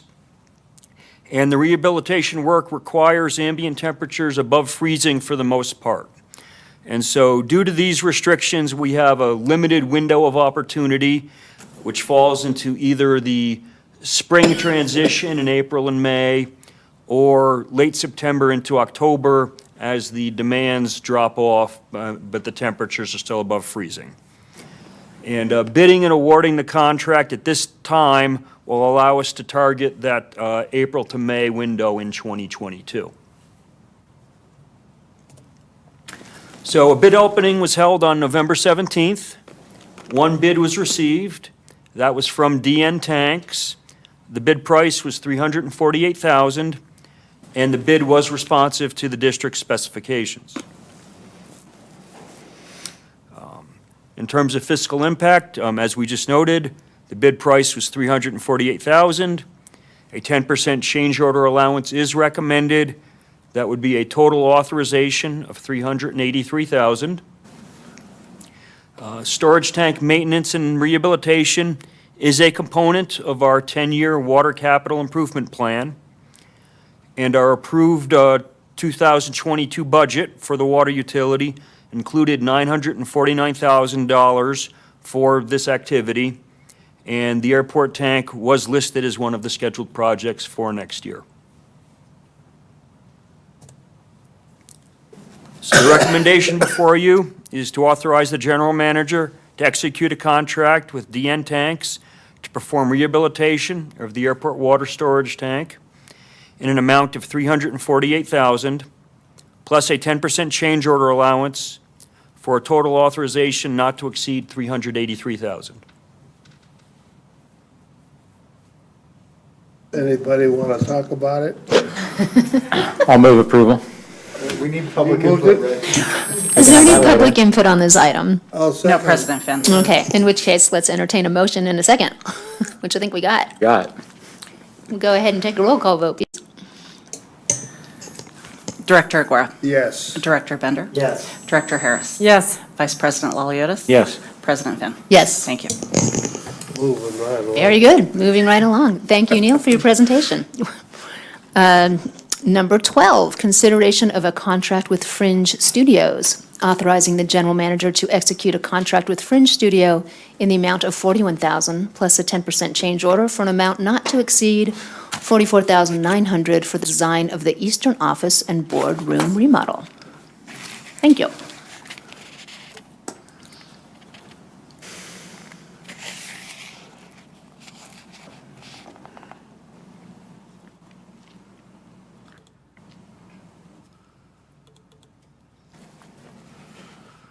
First of all, what's the eastern office? We're going to chat about that. I know it's that way. So, thank you for that introduction. We'll try to make this Thank you. pretty quick. This evening in front of the board is a consideration of a contract with Fringe Studio for architectural services. The district's building was completed in the mid to late 1980s. We do have an aging asset with the district's building that we have been working on for quite some time over the last few years. We've listed some of those projects that we have out there. The eastern office would include what used to be the new construction area, so just to the right in the lobby area. And this would also include the boardroom upgrades. We figured it might be time to do a little sprucing up in here, do a little better lighting, a little bit more inclusive work culture in here as well. So we are looking to build offices in the eastern area for the general manager's office, which we've had vacated new construction. They integrated in with customer service. This gives us a cross-departmental operation, an open environment, and a transparent communication throughout the whole bottom story. We're also, in the budget, we've added staff, so this will provide a lot more room upstairs for that additional staff as needed. Shauna, what area is this? Not the lobby, but the conference room there? This boardroom, Huh? this boardroom, is this Yeah. on? Oh, okay. And then the eastern area, which used to be new construction. Okay. And then we can put more people in there with the reconfiguration. French Studios did complete the lobby project as well as the upstairs. They did do the code analysis on the entire building, so there is a cost savings with their architectural services for the interior remodel. The funding of this project was budgeted and accounted for in the 2022 budget, approved November 3rd, 2021. And the recommendation is authorize the general manager to execute a contract with Fringe Studio in the amount of $41,000 plus a 10% change order for an amount not to exceed $44,900 for the design of the eastern office area in the boardroom. Great. Thank you very much, Shauna. Do we have any public comment on this item? Quick. That's remodeling this room, No and matter- it'll still be our boardroom. Absolutely. Yeah, okay. It's going to be fun meeting during the About remodel. that when Peter was on the board, and we were gonna change everything around here. It's time. Where is the general manager's office going to be moved to, or what the It will be proposal is? Located on the first story in that eastern area. Okay, thank you. And then that has a connectivity through the back end of the warehouse area with all the crews. They could go in the back door and the front door and then closer to the public as well. So the general manager can escape out the back door Lots of different without being exits. seen. Wait a minute, you We said understand. the office is gonna be at the back door, you said? It'll be over here actually Okay, in the that's front, but fine. there is Yes. a good flow. I know it's coming In down to the exchange for first that, he'll floor. have to greet every customer that comes in. I'll move staff's recommendation. Second? Oh, I've got a quick okay, question. go ahead. Does the 44,000 is only for the design of it, or does it also include all the new carpet and all the new materials and everything? For the design and the construction plans. And how much is budgeted for the design and construction of it? Do you know what we I budgeted? don't have that number offhand. I'd have Okay. to look that up. And I know I'm putting you on the spot, so sorry if and it's fine if you're like, I don't know, I'll look into that. But this whole building has been through many remodels. Do we have like a running total of the costs that that we have put into the rehabilitation of it? And just, I don't know if anybody, that's just a thought that came up, so, We're building. okay. There's a couple of things we could bring back to the board at a later time, that running total. In terms of the budget for the actual construction, there is an approved budget for the remodel of the exterior and some interior components. Staff will come back once we have recommendation plans and construction documents. We'll come back to the board with an item with that budgetary recommendation. Okay, thank you. Right on, thank you. I heard a motion in a second. Yeah. Okay, Who was the second? Oh, Of that. okay. Public comment? I asked for public Did. comment, and I didn't, I Okay. didn't get any. Shocking. Yeah. Only hear one. Anyhow, could we get a roll call vote, please? Thank you. Director Aguirre? Yes. Director Bender? Yes. Director Harris? Yes. Vice President Laliotis? Yes. President Fitt? Yes. Thank you. Yay. Thank you very much. All right. Item number 13, election of board officers. The board nominate and elect a president and vice president for the next 12 months. So I don't believe that we get a presentation on this.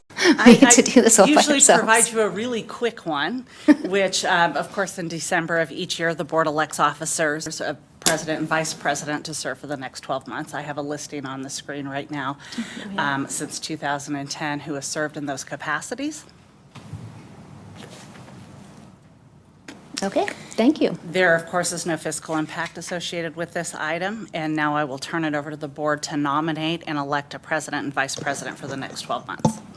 Very good. Thank you, Shauna. I'm going to nominate Tony Leotis for president. We said we were just gonna move up, right? It's a thing, that being said, I am, I appreciate that. I've thought about it quite a bit the last couple of weeks, and I have a lot of personal things going on, and I'm really not feeling like I can represent this board as president next year. So I apologize. I have a lot of things going on. So,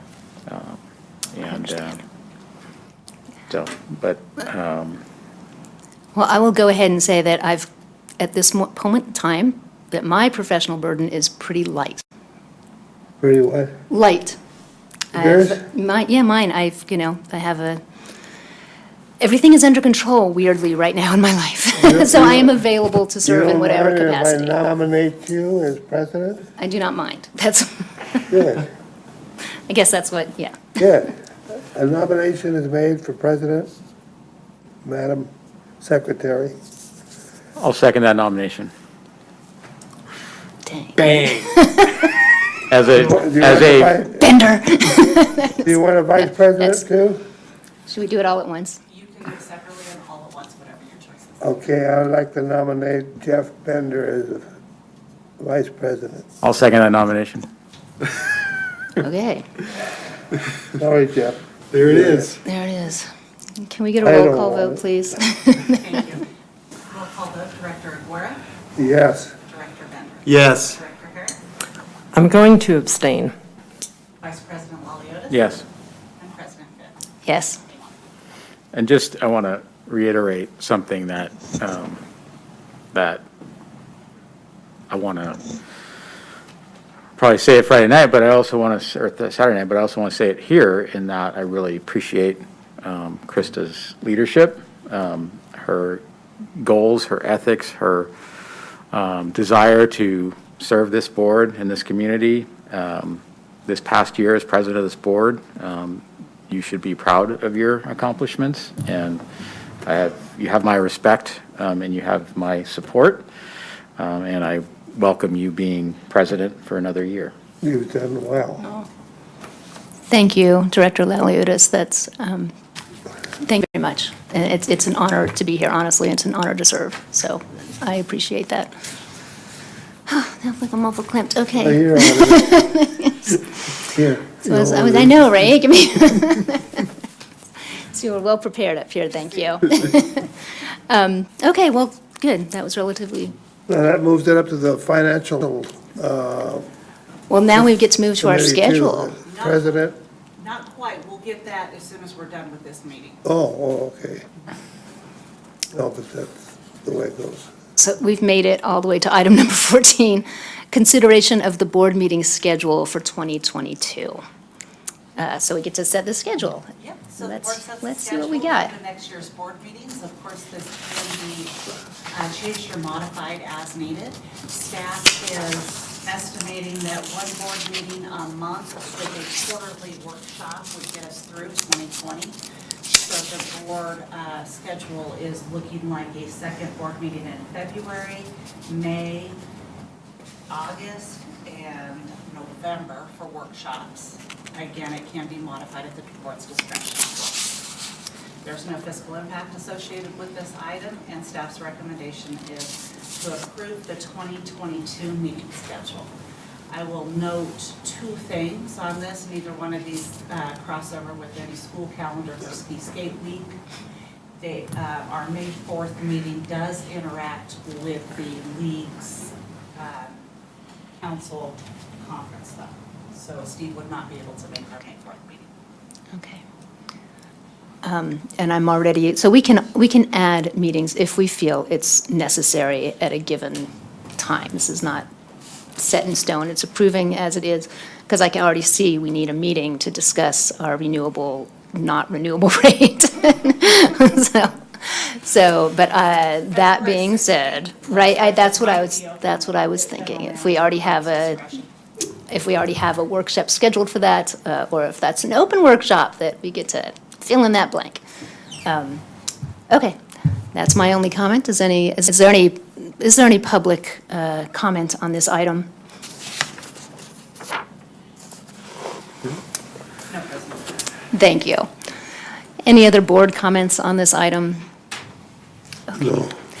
In which case, do we have a motion on this item? Yes, we do. I'll move approval of the 2022 board meeting schedule. I'll second. Can we get a roll call vote, please? Director Acquire? Yes. Director Bender? Yes. Director Harris? Yes. Vice President Liliotis? Yes. President Finn? Yes. Thank you. Excellent. Moving right along to item number 15, consideration of fiscal year 2022 annual contract and procurements. So this is to authorize the routine annual procurements totaling $8,227,428. That's very specific.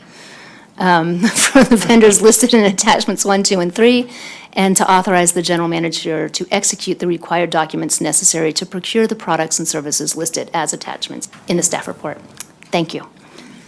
You're up. Thank you, President Finn.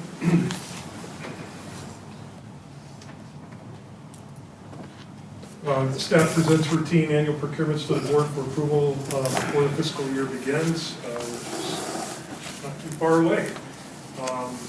We try to ensure in compliance with district procurement policy, and this adds efficiency and reduces costs by making things more efficient for routine purchases.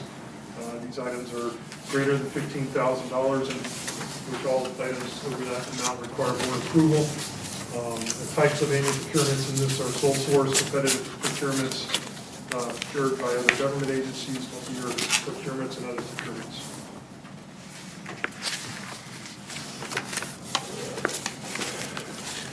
Attachment 1 is sole source procurements, and that total is being revised in this presentation from what was in your packets, down by $100,000. There was one item that was listed twice in error, so that total is $2,385,000, not $2,485,000 as presented in attachment 1 in your packets.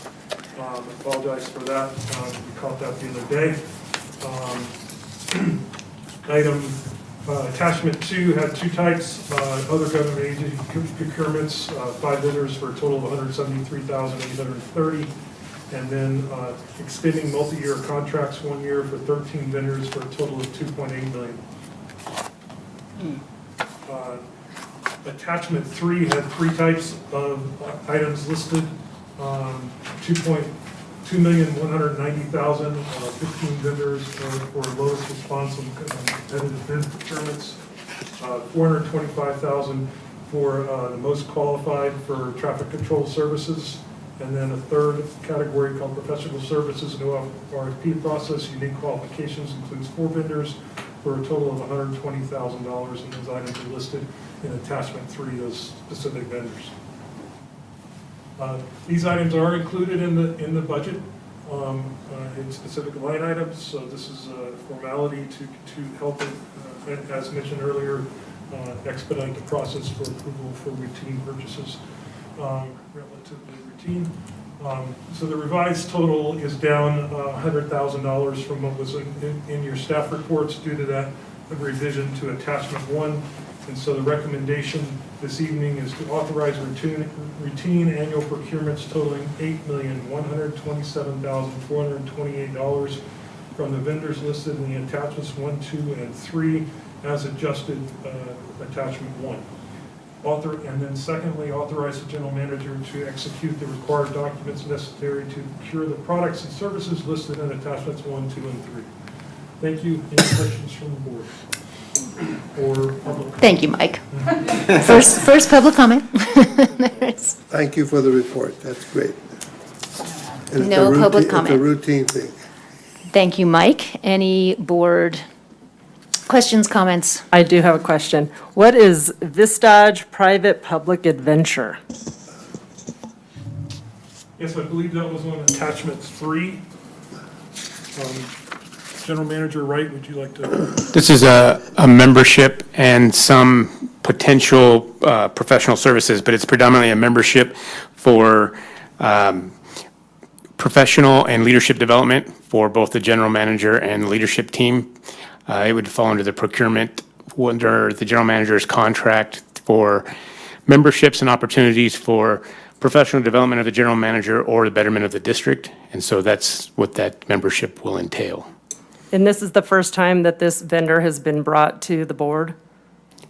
This is the first time that the district has engaged or will potentially engage in a contract with this firm, yes. Okay. Is there a reason why it's in the annual procurements and it's not coming as a separate item, as like a, a separate action item that, to the board, where I'm just looking at transparency here. What is included in this contract, that kind of thing. So I'm just curious why, I think this is the first time it has shown up. And typically what I've seen for the procedures is that if a new vendor comes up, all the other ones, pretty much I recognize, or they've had previous presentations to the board. Just curious why it hasn't come as an action item. The board in the past has expressed to the staff a desire for procurements that the staff is aware of in the coming budget year to bring those before the board in a lump annual procurement authorization. If it's the board's direction to bring any of these items outlined here this evening back for a separate presentation, staff will definitely schedule those in the interest of kind of efficiency and timeliness for the 2022 calendar year. Staff is bringing all these items as a bulk authorization. And is there an existing contract right now that you have for the $25,000, or is that just an estimate for the costs? It's not a contract, it's a membership. So there will be no contract. It's just a procurement, membership procurement.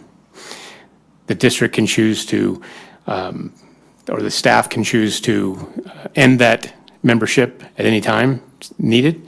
But it's the general managers would encourage the board to authorize this procurement because it provides opportunities for both the general manager and the leadership team to engage in professional growth and development.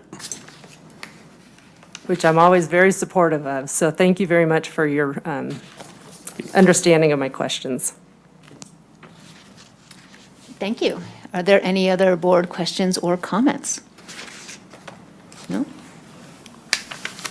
I'll move staff's recommendation on this item, number 15. Second, the motion, Can we get a roll call vote, please? Thank you, Director Aguero, yes. Director Bender, Yes. Director Harris, Yes. Vice President Laliotis. Yes. President Finn. Yes. Thank you. Excellent, thank you. That brings us to items 16 and 17, routine business. approve the treasurer's report and fund balances for the month ended September 30th, 2021, and disbursements for the month of October 2021. Do I need to take public comment on our routine business here? Yes. Yes, Okay. and there is none. I've done it a million times. Any board, anything, anybody has a comment or question on our, Joe, would you like to pay the I move bills? that we approve the treasurer's report. And also, you want me to pay the bills? I think so. All in one, baby. All in All one. in one, you got it. Move to pay the bills since they're already paid. Perfect. Oh, sorry, I didn't say that, did I? I'll second that. And we can take a vote. Director Aguirre? Yes. Director Bender? Yes. Director Harris? Yes. Vice President Waliotis? Yes. President Finn? Yes. Thank you. Which brings us all the way to item number 17, approve the minutes of November 3rd, 2021. Any public comment on the minutes? No, Madam President. Thank you. And fellow board members, any wasn't comments or here. questions about the minutes? Concerns? Okay. I wasn't here that day. You were not. It was a And lean Tony wasn't meeting. either. Nope. I'll move the minutes of November 3rd, 2021. I'll second that. Director Aguirre? Yes. Director Bender? Yes. Director Harris? Yes. Vice President Waliotis? I read them. Yes. President Finn? They look good. Yes. Okay, that brings us to the end of our routine business. And from here, we will be moving into closed session pursuant to Government Code Section 54956.9D1, existing litigation, Nevada County Superior Court, case number TCU 21-7920. Madam President, if I may request that maybe we can hold this in abeyance and go to the Finance Corps, Oh, I forgot about the and Finance then come Corp. back to this meeting to go into closed session. That sounds like a great idea because that's totally slipped my, There's more? yeah, where, it's not on my, going all the way to the end. Okay, so let's do that. Let's hold that in abeyance. Everybody keep that in your thoughts, and let's open our finance. Going into recess. Yeah, we're going to go into recess. Where is that? Okay. I don't have anything in front of me about the Finance Corp, so I am, at the At the moment. end of the a C. packet. It might be at the end of your packet. Yeah. Oh, thank you. There we go. All right. So, boom. We're going to call it to order. It's not 6 PM. It's 8:37. On Wednesday, December 1st, this is our Finance Corporation meeting. I officially call it to order. Can we get a roll call real quick? Director Aguirre? Yes. Director Here. Bender? Yes. Director Here. Harris? Here. Vice President Waliotis? Here. President Finn? What I Here. meant to say was, yes, I'm here. Thank goodness. We're all still here. We're going to defer the pledge. Do we have any changes to this agenda? That would be Brian. No, President Finn, we do not. Thank you. Do we have any public comment on this item? No, Madam President. Thank you very, very much. So let's see, business item, elect a president and vice president who are serving on the Truckee, Donner Public Utility Districts as offices for the TDPUD Finance Corporation. Okay, now, the nomination is now in force? That's what we usually do, isn't it? We just. Yes. I Yeah. nominate Krista Finn as president, Jeff Bender as vice president of the Finance Corporation. I'll second that if I have to. Thank you. Director Aguirre? Yes. Director Bender? Yes. Director Harris? Yes. Vice President Waliotis? Yes. President Finn? Yes. Thank you. Okay, this meeting is adjourned. Let's go back. I'll have to look at it. Like that, short and sweet.